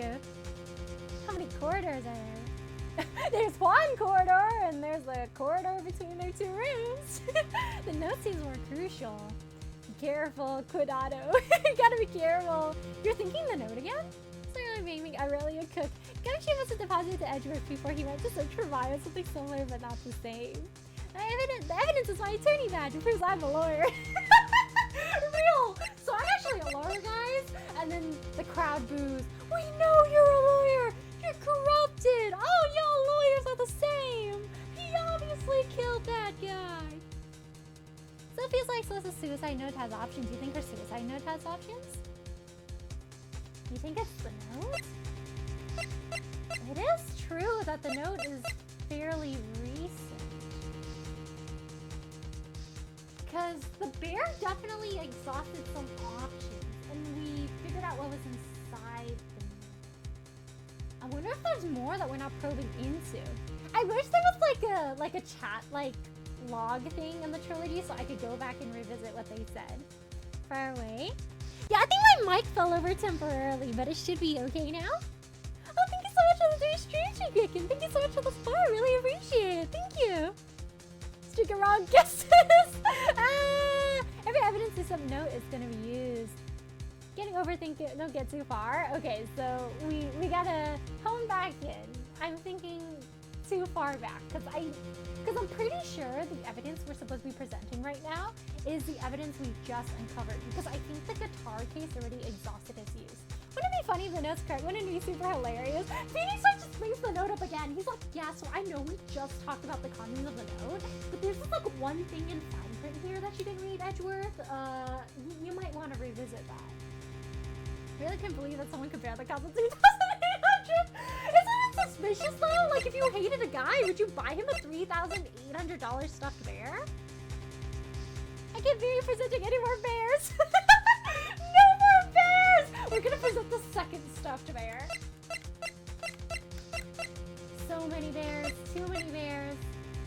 Wouldn't it be funny if it was the credit card receipt? I doubt it is, but it'd be so funny if it was. Take that! Oh, it is the note! That is, impacts a suicide note, right? Who knows? Is this really the train of thought Phoenix Wright's gonna take?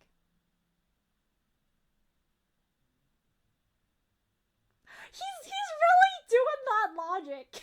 How do you know it was really Celeste who wrote that note? We don't know that, do we, Mr. Edgeworth? What if it was somebody impersonating her to incriminate Matt Onguard? You never know, you know. Some people are really good at impersonation. I can't believe this is actually the case.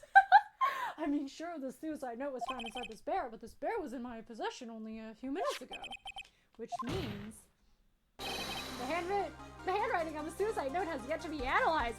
Oh, that's true. We don't know if it's forgery. Oh. So, as to whether this pivotal piece of evidence is really written by the sandbox, it has yet to be remotely confirmed.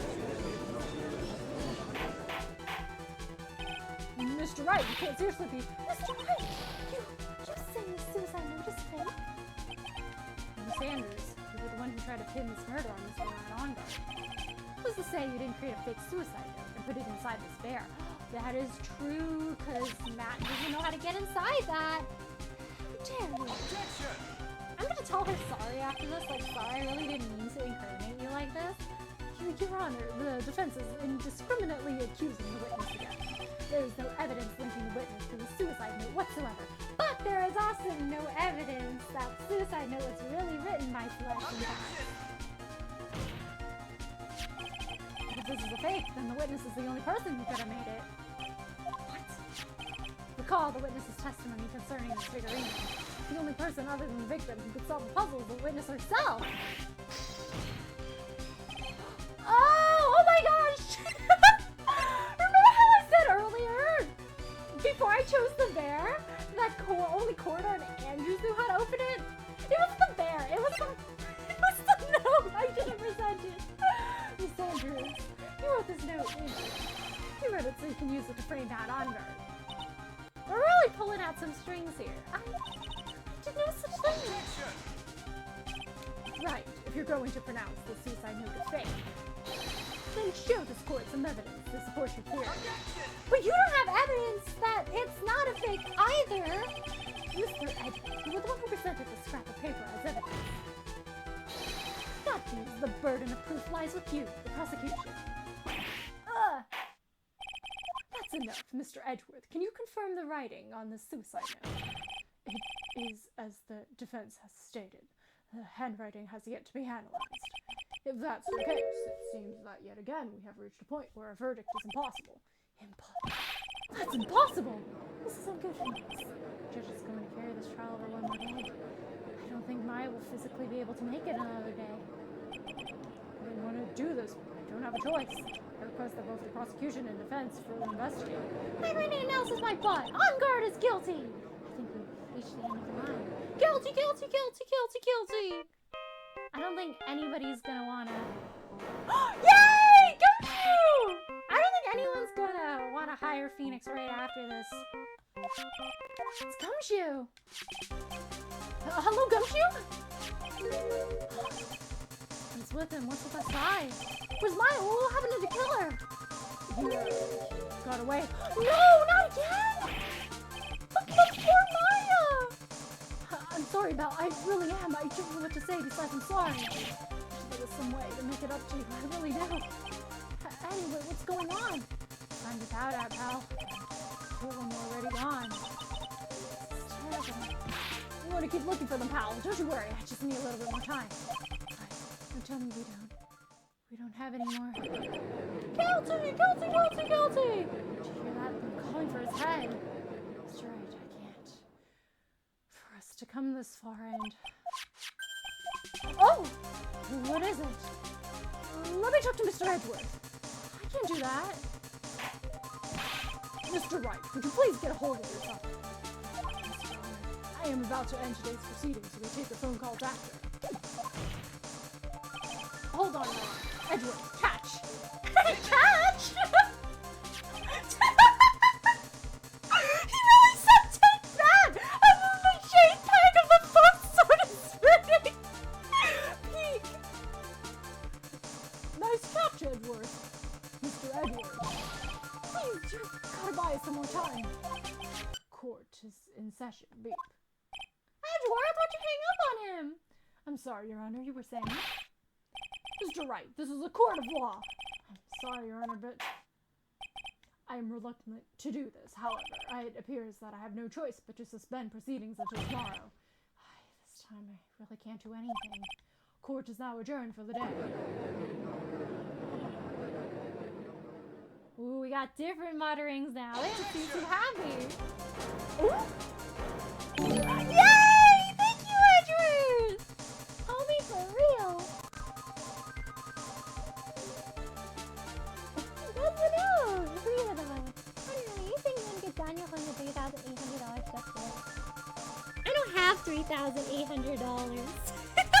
If I had $3,800 and he really wanted it, I would. But I don't have $3,800. Now, if I got a payment from Matt Ongard of $3,800, then I might have done that $3,800 bear. I keep like increasing the price of that bear. I keep saying 8,000. I guess that's just how much Dan Hung is worth me. I can't work. I guess that's just how important Dan Hung is. You know, I would buy him an $8,000 stuffed bear. With the spy camera, I mean, buy one, get one free, I guess? Or get two free, because you get the transmitter also? Her glass is shattered or not, she's the spy in her cinema with a casino. She looked at him weird, Your Honor. So I get custody of Dan Hung, right? The ringtone is still a banger, right? Sorry, did you forget to put her phone on silent? He's like, no, everyone must listen to Peek. Everyone must become acquainted with how good the Steel Samurai team is. Judge, the court finds the defendant. No, I'm afraid. hello, Soren. How are you? Thank you so much for the follow. I really appreciate it. How are you? Edgeworth being a bro? Alone? Here, have this JPEG. Catch. It cost me $500. Edgy, how is this thing? Hello, Neo. How are you? Thanks for stopping by today. How are you? Edgy, a homie for real. Chips on you. I'm a mind scope Matt first and get his big details. Whoa, CB's going for the big goal. She really said all in. Not just the $3,800, guys. CB wants all of his bank details. Imagine how much you could buy with his platinum black credit card. Please wait, Joe. What is it, Mr. Edgeworth? I humbly request another 30 minutes of your own time. For what purpose? We can perform the necessary tests on this piece of evidence. But can you really obtain your results in 30 minutes? I believe we can, Your Honor. Wouldn't it be better if we adjourn for today and then reconvene tomorrow? 30 minutes, please, Your Honor. That's all I'm asking. Yeah, what he said, please! Please, Your Honor. Alright, fine. Very well. At the prosecution's request, this court will now take a 30-minute recess. But be advised that I will not allow another recess today. I'm sure if this is helping me or hurting us, the court will now take its final recess for the day. Dang. Right, well, what's going on with my situation? Well, looks like he's called me again. 30 minutes, we can't find her in that time. Did they find her? Report! inside, Mr. Edward. We don't have time. Just spit it out. Right, it looks like we just missed it. The killer left a few things behind by accident in his rush to get away. Few things. Can we use any of them as evidence? Oh, I thought you'd never ask, pal. I've got the things he left with me right now, and I'm on my way over. Really? That's odd. Any items like that are usually such a time lapse. We don't have time to wait for those guys, sir. When those guys weren't looking, I swept this off and ran. Let's go! Gumshoe, bro, for real! What? Isn't that illegal? Don't mind me. This is an urgent situation. Well, I'm not a detective anymore, so I'm allowed to just swipe, right? I'm really sorry, sir, but I've got to put the law on hold for now. With that, I hope he doesn't get in too much trouble over this. If I honk at your car, I'd say I'd get there in about 20 minutes, so don't worry, I'll be there. Wait for me. I bet Gumshoe's car is like more than half of his age old. Alright, just get here in one piece.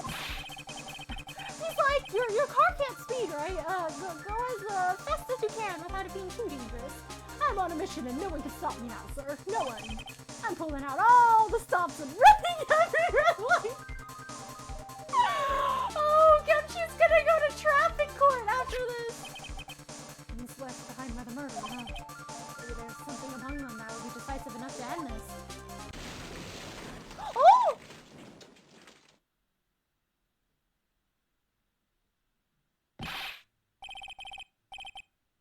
What happened? Oh shoot, did he get in a car crash? Don't you know? Hey, what's wrong? Detective Gumshoe, answer me. Oh no, Gumshoe! Oh no! Are you okay? We gotta call an ambulance for him, oh no! What happened? Sounded like he had an accident. Guessing his cell phone broke as well. What was he thinking? We've got to hurry and call for help. We have no idea where he is. His cell phone is broken and he wasn't driving a patrol car, so no radio either. So if we don't get to those items before we do, the police will take possession of them. No, we can't let that happen! If there's a way we can find out where he is, then we stand a chance.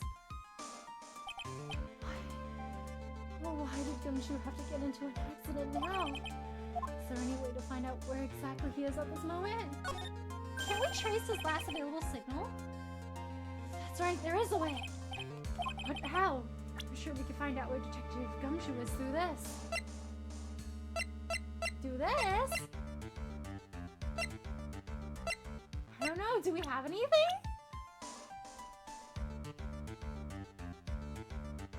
Edward, that guy! Gumshoe's saying no, it's our swipe!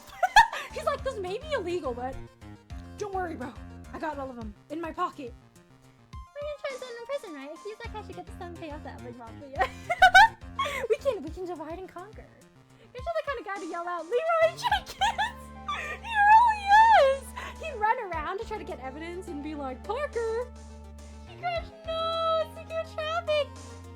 So have we locked Early up for cuteness? Locked me up? Is that a crime? Noel's gonna get Edward to the ERA sub. Yeah, we gotta call an ambulance for him. Poor Gumshoe. Yeah, don't bring him to Hottie Clinic. Anything but that clinic, please. And then there's like a cutscene in case 1 of the next game, and it's just us visiting Edward in Hottie Clinic. This is how you cinema slide away. No. Can we find out where Gumshoe is through someone? Jam Ninja.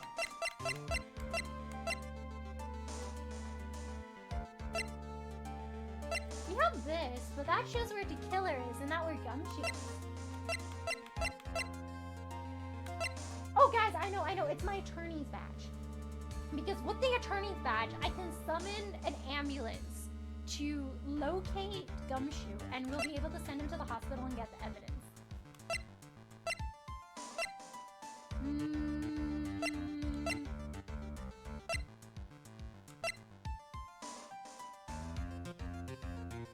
This is irrelevant. The spy camera and the transmitter, because that's with the bear, unless he has the bear. Doesn't have the bear. Credit card receipt. Not that.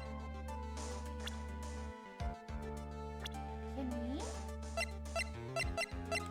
I feel like the transceiver is the only thing that's remotely tech related though.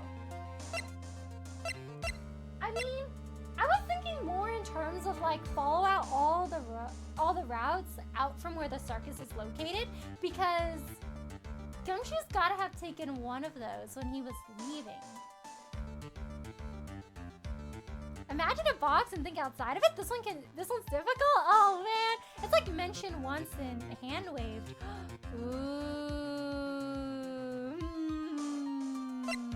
that's a hard one. We're gonna have to think really hard about it. I'm sure Edgewood prosecute Gumshoe's traffic tickets, right? Please let him go. He was doing it for a justified reason. If Francisco's out of the hospital right now, we also.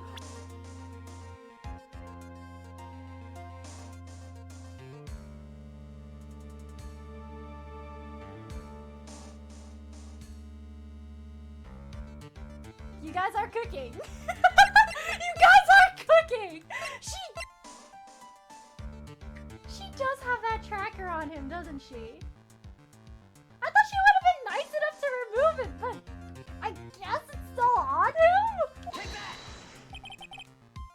Why are you bringing up Francisca at a time like this?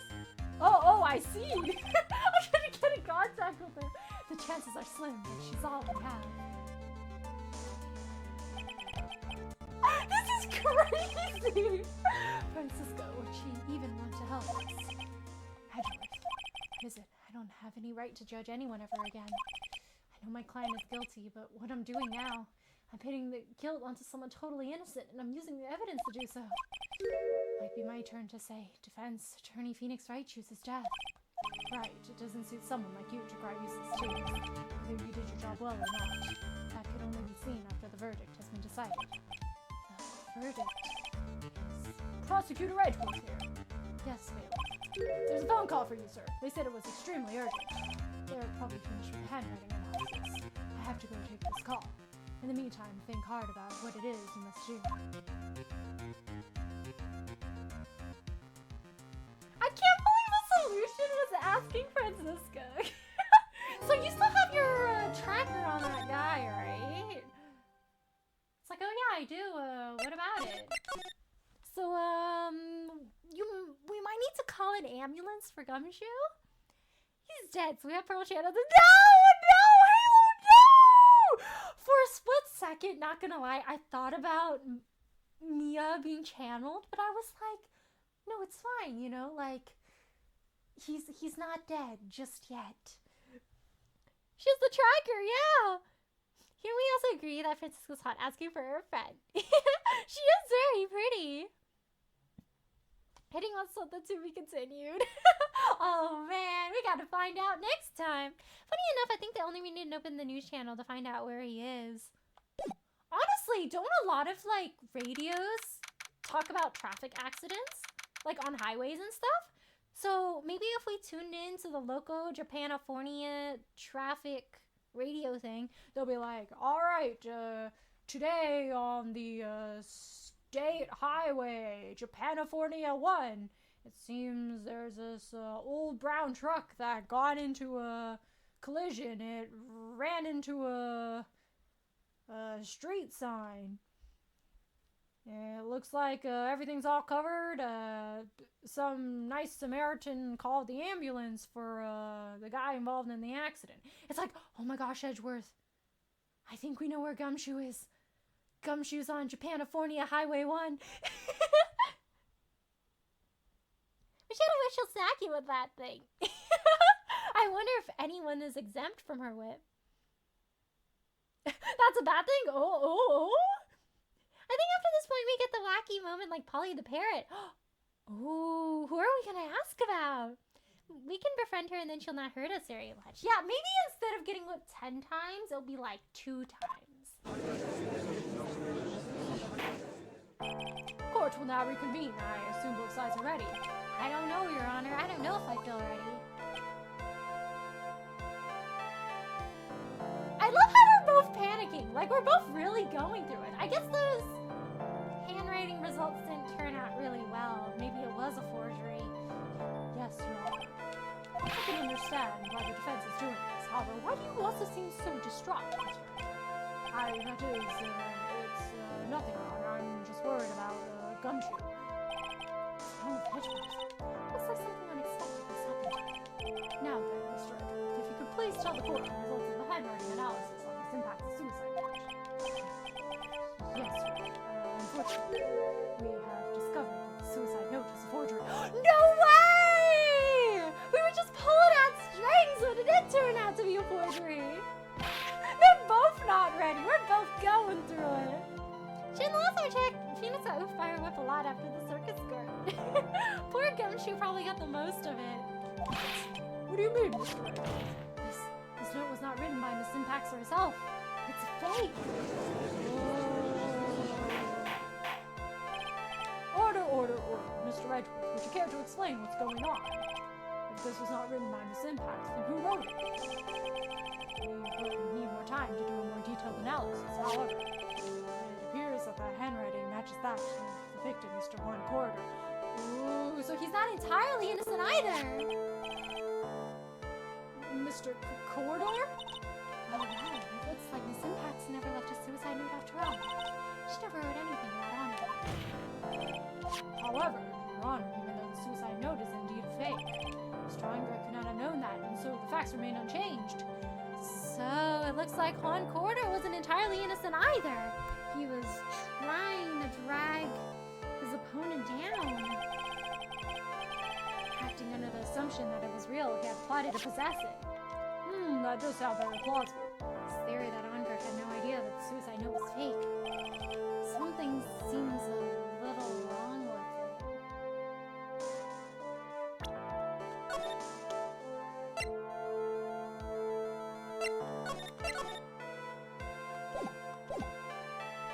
little wrong with it. Do we have evidence? It's a Hollywood, California. No one's innocent. They're trying to play 5D chess, but they really should have been playing checkers. Then deny my dreams every 5 minutes. I am not judging, Jorker. I am not joking. I am not judging. That's why she's hot scary in a hot way. You do you, Jorker. Let's see.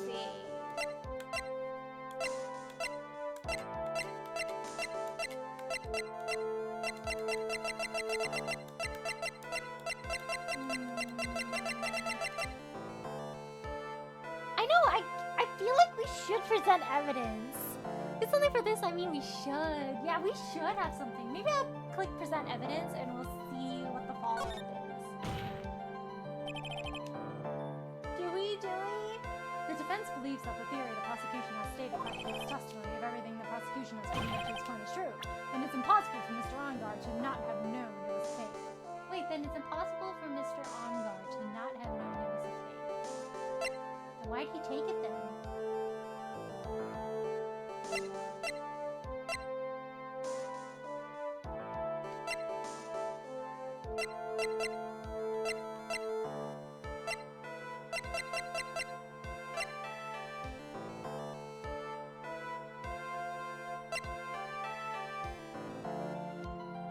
It was in the bear. He didn't know how to open the bear.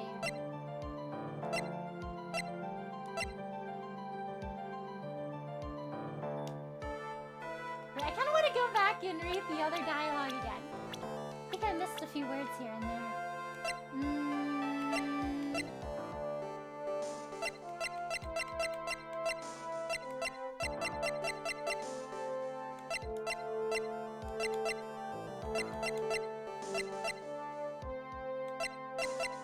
It's not time for the photo just yet. I want to go back and read the other stuff again.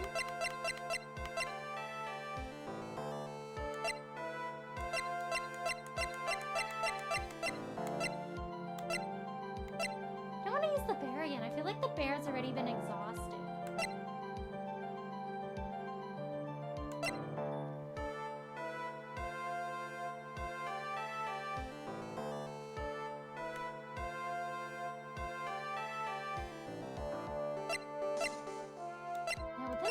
spying and everything.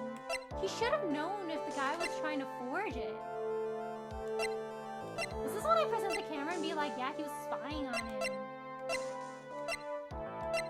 He was spying on him through the bear. So he should have seen him, like, forge it, right?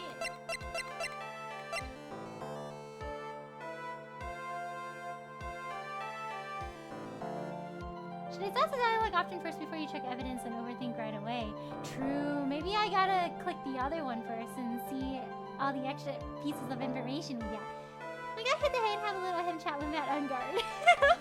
Yeah, get his vague details. Best of luck convicting the guy. Thank you, Stevie. Take care, Russell. Sleep well. Good night. And thank you so much for stopping by today. Have a good rest. Good night. Take that! What is this little item called again? Video camera, Your Honor. Well, a very small one, but... Nice. This is the right one, then. Oh, that's right, camera. Ah, you kids and your fancy toys nowadays. I'm not very technologically advanced. Mr. Edgeworth, earlier you claimed that Mr. Ongar knew of the existence of this note because he was spying on the victim. Isn't that right? If that were true, then this means Mr. Ongar would have known that the victim had forged the note. Ah! So then, the defendant knew that the suicide note was fake, and if that was true, then the situation has changed in a very dramatic way. Then he wouldn't be so desperate to take it back. Exactly, Your Honor. Prosecution's theory as to what Mr. Ongar's motive for murder has suddenly disappeared into thin air. But Your Honor, it's not as if Mr. Ongar monitored Mr. Corridor 24 hours a day. Perhaps the victim wrote the note and replaced Mr. Ongar, you know. Well, right back at you, Mr. Edgeworth. Why don't you show us some proof that the victim made the forgery at an unknown place?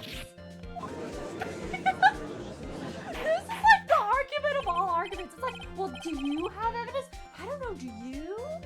Order, order, order, Mr. Edgeworth. It looks like this time it is you who has dug his own grave. As I figured. Huh, as you figured. As I figured it came down to all of this. Mr. Edgeworth, you are not making any sense. When I heard the results of the handwriting analysis, I thought this might happen. The question is, what next? What next? The prosecution can't prove Mr. Ongar's motive through the murder, then we must prove it from another angle. Well, I agree with you there. Your Honor, the prosecution would like to call the witness to the stand at this time. Oh, who are we calling? Oh, well, that's fine. However, this witness is a little unusual. Edgeworth stuttering. That's not like him at all. Unusual. Well, what sort of witness is this person, Mr. Edgeworth? This witness is one who is perfectly fit to answer once and for all the question of who was it that hired Shelley to kill her to commit murder? That's impossible. Who in the... No such person exists who can answer that question with such certainty. Yes, Mr. Edgeworth, who is this witness? Yes, go on. Who is it? The man himself, Mr. Shelley de Killer. Oh! We're calling Shelley de Killer himself? Oh, Mr. de Killer. Wait, Shelley de Killer? You mean the killer, the assassin? Yes, Your Honor. He's, coming here to the witness stand? Well, yes, in a manner of speaking. I recognize that this is a very unusual circumstance, so I ask for your permission. Are they gonna wheel in a robot and he talks to the robot? Well, Mr. Wright. Are we calling in the cat? No way we're calling in Chew the cat! Is this alright? Do I have a choice here? I can't really do much else to drag this trial out. The defense has no objection to that. I wonder if it really is alright to do this. Very well then, the prosecution calls its witness to the stand. Edgeworth, is there no other way left to us? Now then, witness. Your name and your occupation, please. What the heck is that? It's a machine of some sorts. Very good, sir. My name is Shelley de Killer, and I am a professional assassin. I say, what is going on here? Your Honor, how could you remain so calm? And what is the meaning of this two-way radio? Actually, Your Honor, it was delivered to me just now, and it came with a condition. As long as we do not trace its source, Mr. Killer will testify to his card. We're like trying to find him so that Maya will be safe. And it's like, okay, well, I send you this box so I can testify, but you can't trace this. Promise? I guess we don't have much of a choice. Promise. So this must be what that urgent phone call he got earlier was about. Oh no, this will not do. I cannot allow this in my court. First of all, we can't even be sure this is really Mr. DeKiller himself. Witness, please present some sort of proof that you are in fact Shelley DeKiller. I understand. Please wait a second. So hungry.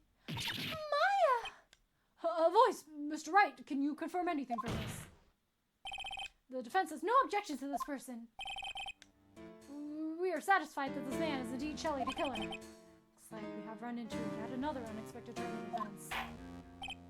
Well, it doesn't seem like we have too many choices under these circumstances, so... Now then, witness, there is one thing I would like to confirm before we speak of anything else. And what would that be? At the request of a client, you killed Mr. Pine Corridor, is this correct? It is as you say, I did indeed kill Mr. Corridor. Now that we have answered that, let's move on to the name of the client. Very well. This is all just a bad dream. Yes, that's it, a bad dream. Shelley DeKiller, what is he gonna say?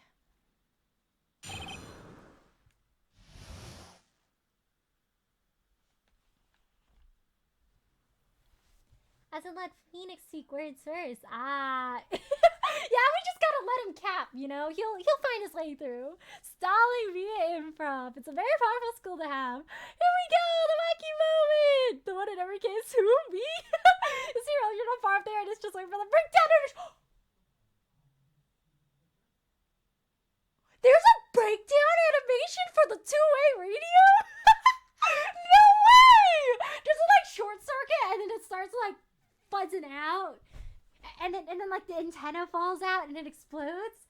There's also an alternate version of this JFA. I'll tell after we finish this in the stage show. Oh, in the stage show? They have like a different ending? About my client. You know, if you look at the little circle thing on the side, it kind of looks like an eyeball. There is something I must first state. To an assassin, nothing is more important than the trust between a client and himself. And that is the reason I am here today on this witness stand.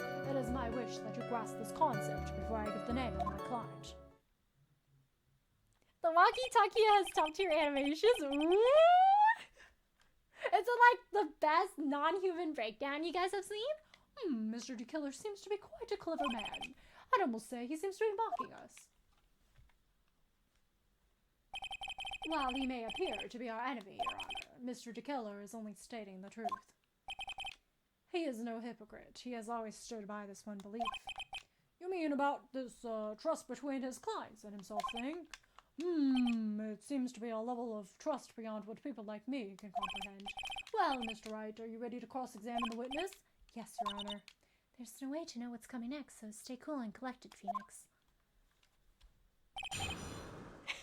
No way! I think you mean two-way! The line down the middle is the stitches and bounces around! Wait!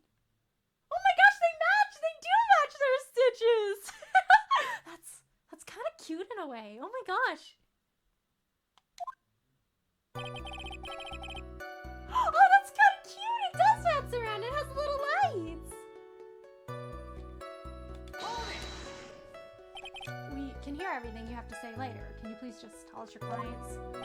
I don't think you understand your place, Mr. Attorney. I said this is something I must first state. Do you know what the word first means? Yeah, the preliminary thing. Sorry, go on. Well, it appears this is one witness you can't bet, Mr. Wright. That's only because you don't know about Maya's situation. I like how the judge doesn't even question why there's like a young girl in the background of this two-way radio going, so hungry. He's like, oh yeah, maybe Shelley DeKiller has a daughter. The trust between you and your client? I provide my services in a fast and efficient manner. In exchange, I trust that my clients are discreet about me and my identity. If too many people knew my face, it would be quite troublesome. And that is why you're testifying in this matter? This is the first time one of my clients has ever been accused of murder. I must preserve the killer name so my clients can trust me. Yeah, it'd be bad for business. Couldn't someone stab you in the back and break your trust? That has never happened before, but if it did, yes, that person wouldn't be my client for very long. They would certainly. That's enough, please, no more. Very well, it was only a hypothetical anyway. Hold it! That seems a little strange to me. I mean, you're about to tell us the name of your client. I would think this would be very bad for them. It doesn't matter to me. This client has already broken the rules and acted outside of their prescribed role. The role? This person tried to implicate another of the crime in order to save themselves, and this is the trespass that cannot be forgiven. You, who gave you the right to be so high and mighty? To the gentleman who spoke just now, excuse me, but would you care to die? Oh goodness! No, I didn't say anything. Please don't kill me. I gotta go to the country club. Judge better watch himself. It is my wish that you grasp this concept before I get the name of my client. He's like, I really didn't want to do this. Now would be a good time to save again. Oh, okay. Thank you, Bacon. I'll do another save here.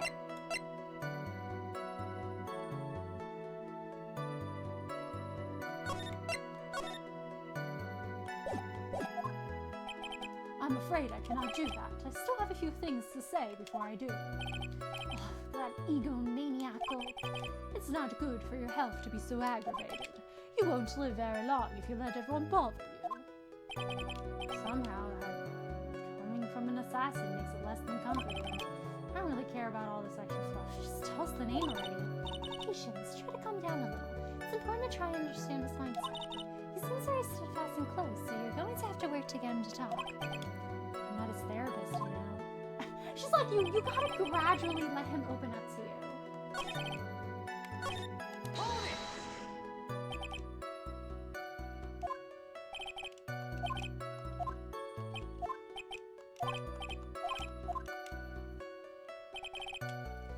Me, what were you doing on Friday the 13th? Killer, I was eating pancakes with my son. That's literally Jakilla right now. He was like, I'm just eating pancakes with my daughter in the back.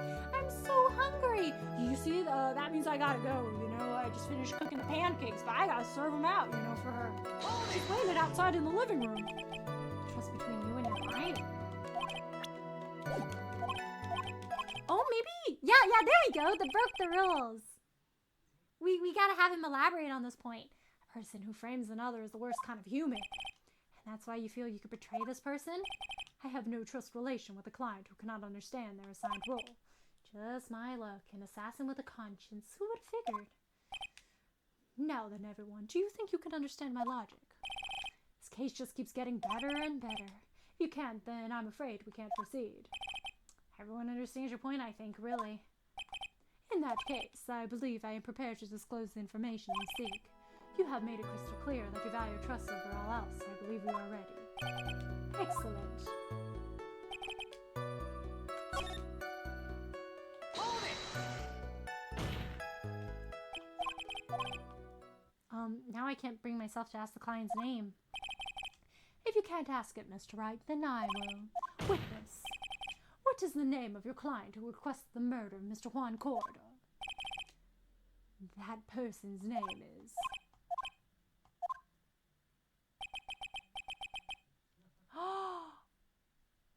Adrian Andrews? Objection! He lied! He said Adrian Andrews! Wait a second! Huh? He gets your money's worth for him to show up in court. I just know Matt Ongard must have paid him a good amount of money for this. I just said, wait, what? I was fully prepared for him to say Matt Ongard and for, like, Phoenix Wright to pull out the strings again to find a way to divert the attention off his defendant again. But Adrian Andrews? Witness. That is not who you told me earlier. Pray tell, what were you talking about, Mr. Prosecutor? I should think I know my own client, and Mrs. Adrian Andrews. What? I do feel bad for Adrian Andrews. She's getting really thrown under the bus in this case. This can't be on her phone earlier. What's going on? I guess it's that Mr. DeKiller stabbed Mr. Edgeworth in the back. Stabbed Edgeworth in the back? I'm sure in order to get an audience at this court, Mr. DeKiller told him a different name. Not on guard, perhaps. Objection! This is outrageous! I was deceived! This witness is telling a very serious lie. You were the one who summoned this witness. You, Shelley DeKiller. My testimony is the truth. The defendant at the moment is not on guard, am I correct? All I wish to do is help procure his acquittal. Wow, all of a sudden it feels like we can crash the windows. Wow.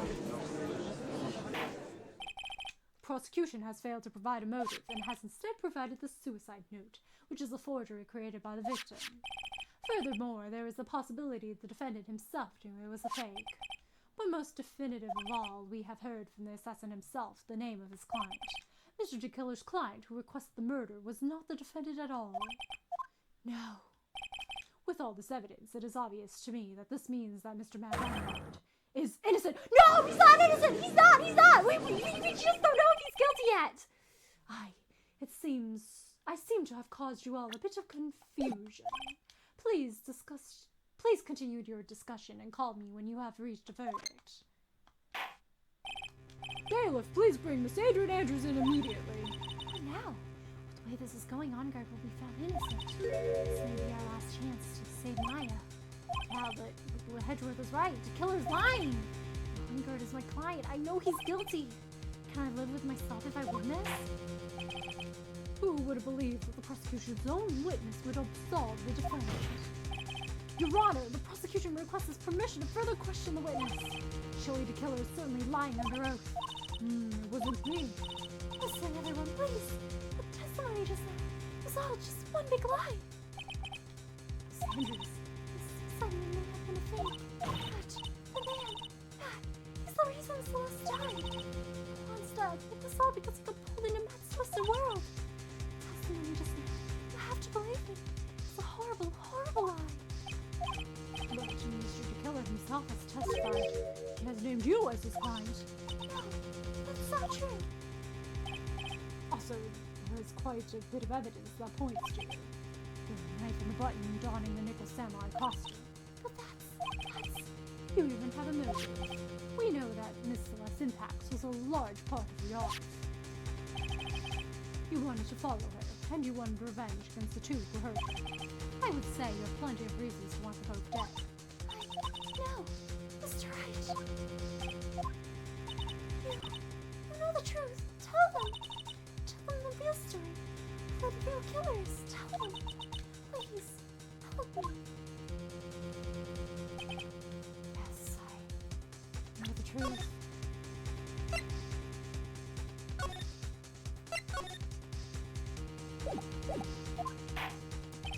Mr. Wright. Yes, Your Honor. I believe we have reached the end of this trial. Therefore, I ask the defense for any final words or opinions. I have to decide.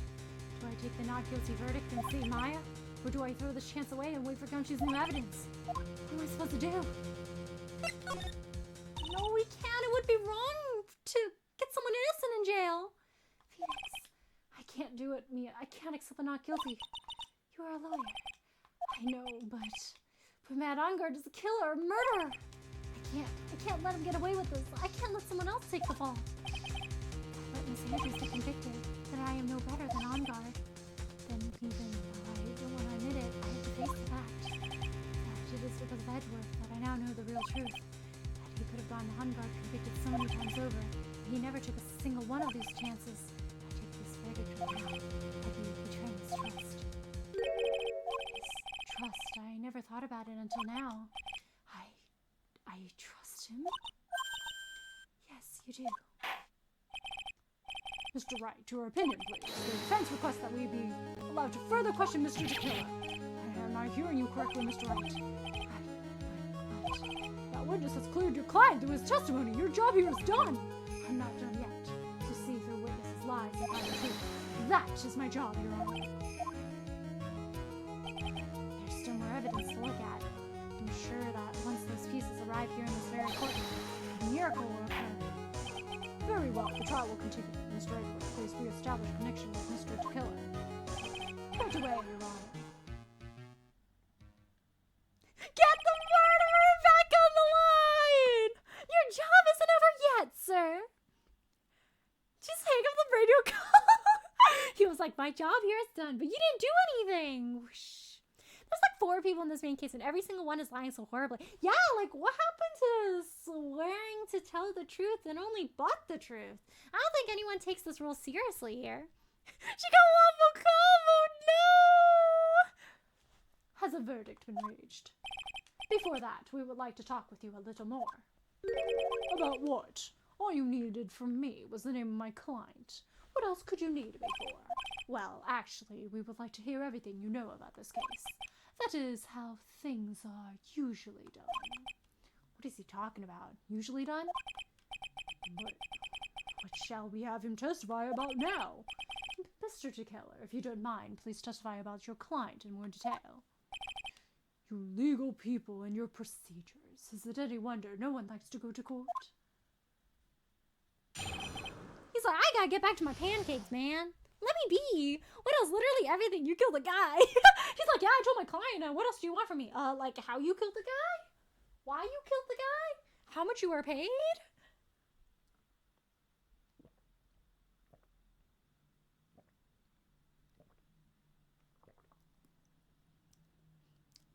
I'm hydrating, don't mind me.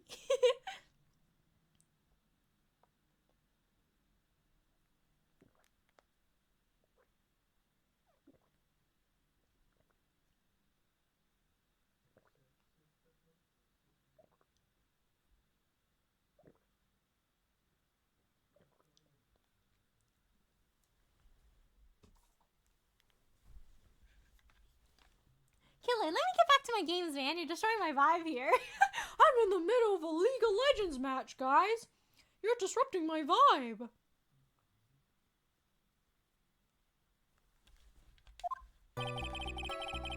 As I have already stated quite a few times, Adrian Andrews is my client. However, one thing I simply cannot overlook is tampering with the scene of the crime.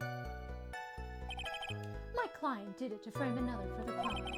While pretending to be the first person to discover the body and enter the scene, Adrian Andrews already knew from the very beginning that Juan Corridor was dead. What even more appalling is the creation and planting of the knife in the body. That act is what I was referring to when I said my client had broken the rules. This is a most unexpected turn of events for the 5th time now. However, this time everything has finally been reviewed. Objection! Just a second, Your Honor. Yes, Mr. Edgeworth? We still have the cross-examination to do. But you don't need a question testimony like this, do you, Mr. Wright? Your Honor, the defense will question the witness, as if I have a choice here. Huh? Why? What this witness has said is nothing but beneficial to the defense's case. If you scrutinize the testimony, then I'll expose the lies in that also beneficial testimony, I suppose. I don't understand what's going on anymore. That makes 2 of us. I don't know what's going on either. Alright, this is it! Who would Shelly D. Killer me? Pike? Ooh, what does Pike look like? She never knew he died, obviously? Yeah, I mean, she didn't know.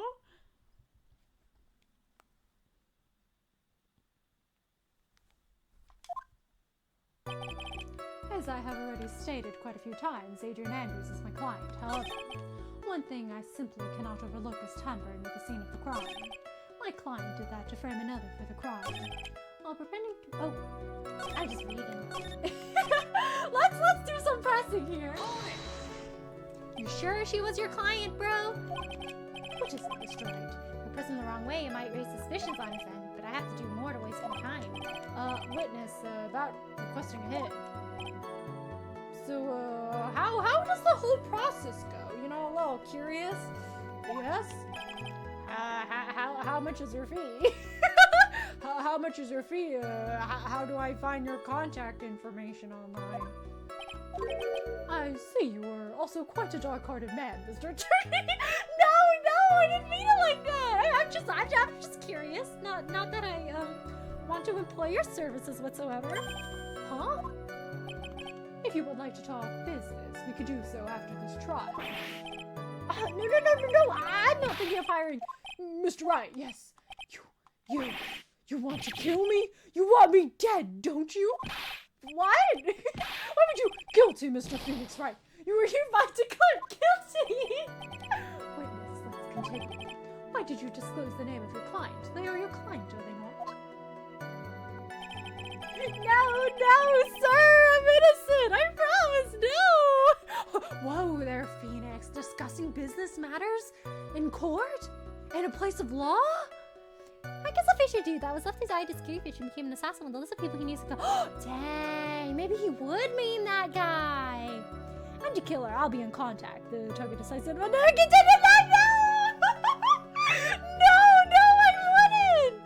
wouldn't do that to poor Heist, and she's so sweet. I wouldn't do that to anyone. But how do you hitman as a hitman? I mean, the judge ain't wrong entirely. He's like, I mean, who else would you? Not you, Your Honor. Don't worry about it.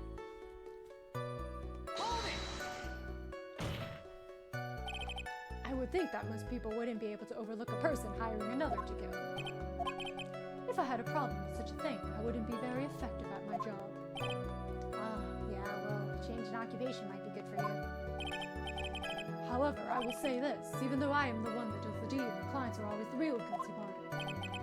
It goes without saying, Mr. Killer, and their fate is to live with the knowledge of their guilt on their shoulders. However, my client this time thought they could run away from their guilt. Are you talking about the button and the knife? Yes, in my business card. Oh, that card. So that no one has to waste their time, including the police. I always make it a point to make things as easy as possible. Try to make things easy? My business card makes it very easy to identify who carried out the service. He's pretty devoted to his work.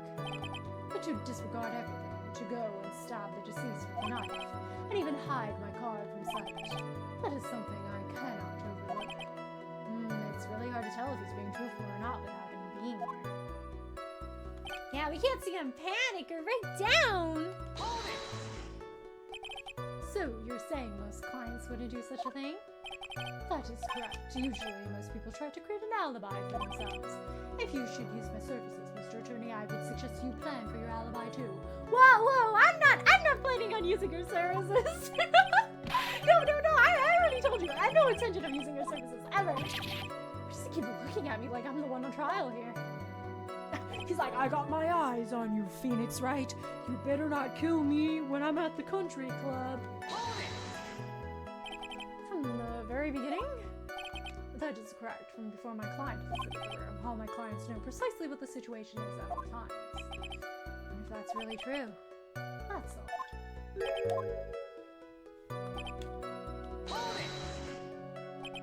So, why did you think your client did that? What do you mean by why? Well, fiddling around at the scene of the crime is pretty risky. Why would someone who has requested a murder go to the crime scene anyway? Yeah, because that would incriminate them. Like, why wouldn't you? That is true. I assume it was probably done to frame Mr. Longard. If that's the case, then why didn't the person just request that you do it? Sadly, that is not possible. Huh? My job is to kill, that is all, and to leave my business card behind, naturally. The business card is so my clients may escape blame. To protect them is my duty. Even if they say it's for revenge, setting someone else up to take a fall. And that's all you have to testify?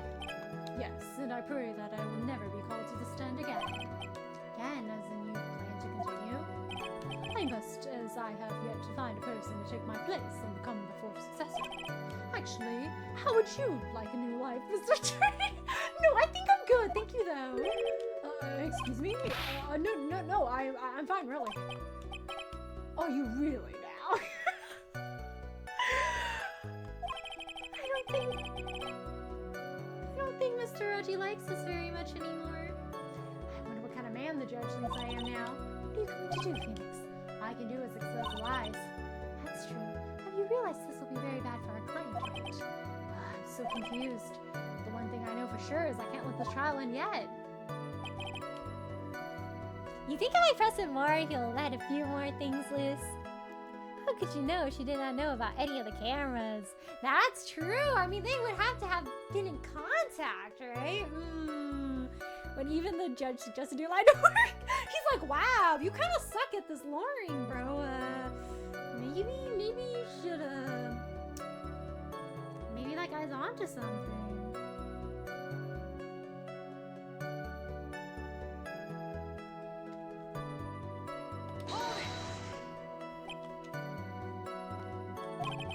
What is it, Mr. Ray? Okay, let me see if any new dialogue pops up. Because it seems like popping up dialogue is a recurring theme in this case. If not, then it's something that we have to present evidence for.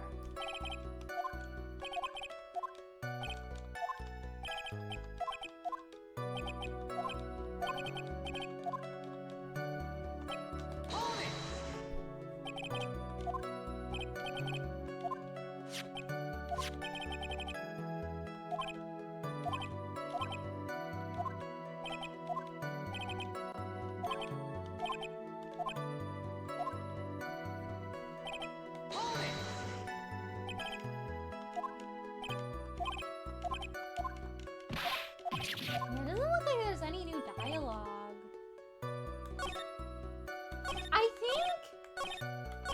think this part's the most suspicious. Adrian Andrews already knew from the very beginning that Juan Corridor was dead.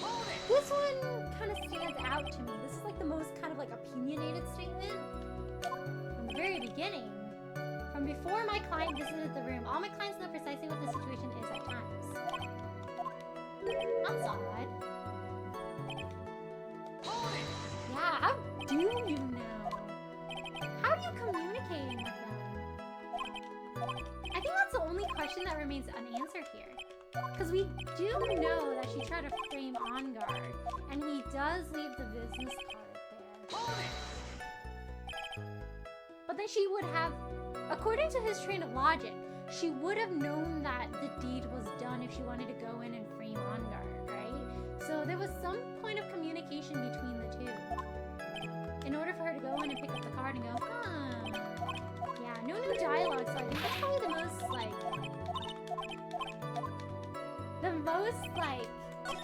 interesting statement here. Because it's like, yeah, that's a lie, and then, okay, and then, okay. I think this one's a little suspicious. Adrian Andrews already knew from the very beginning.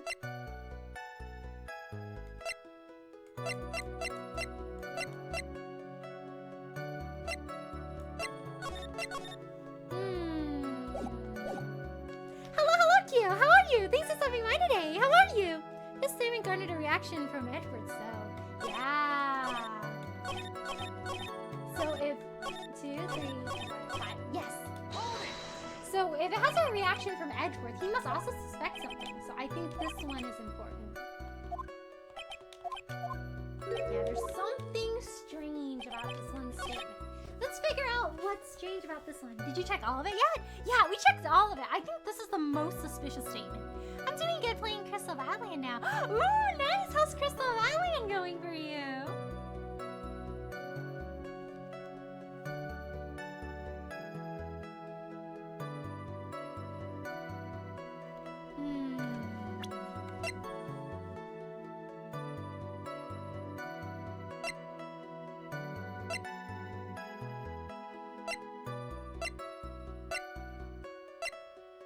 But how would she know? That's not her camera. We were saying this is Maud Ongar's camera. So how would she have known? Unless they have like another one of these walkie-talkie things? You think it's the tomato juice? Yeah, I think we definitely need to present something for this, but we need to find out what exactly it is to present.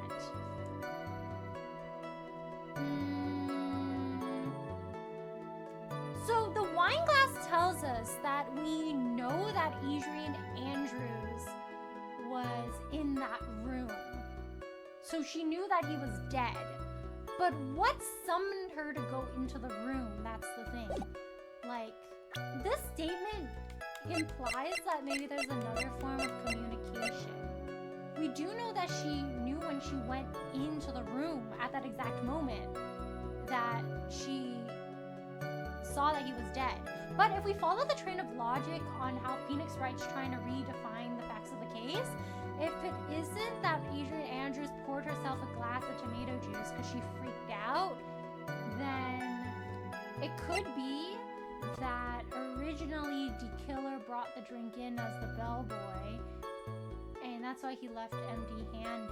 But then I have to rethink that point, because this case is a lot of like, you have to partially go off your old points, but some of those old points aren't like the truth. So it's like achieving a balance and figuring out which of the things you proved you should pull back up again.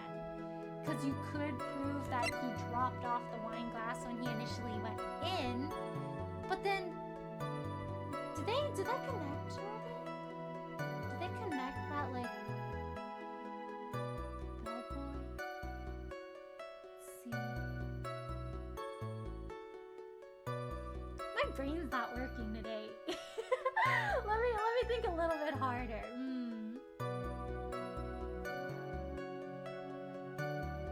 He knew from the very beginning. Because the very beginning, like, he's saying that she knew from the very beginning because she was the one who hired him to kill Juan Corder. Then she went in and she framed Matt for it. And this part's a little strange. I think I have an idea, but let me revisit this.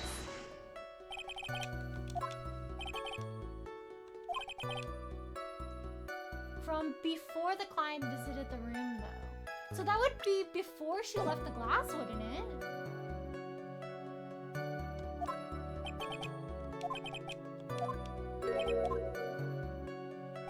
Because I'm trying to remember what she said previously. Because I remember she said, she lied. She said she poured the tomato juice because she had, like, low blood sugar or something. I don't remember if that point ended up being, like, real or fake. But then a few of the things she said was fake. But it was like she poured herself a glass when she was in the room. And then she saw what happened. She was like, oh my gosh. And then that's when she got into the Nickel Samurai costume and she left the room. So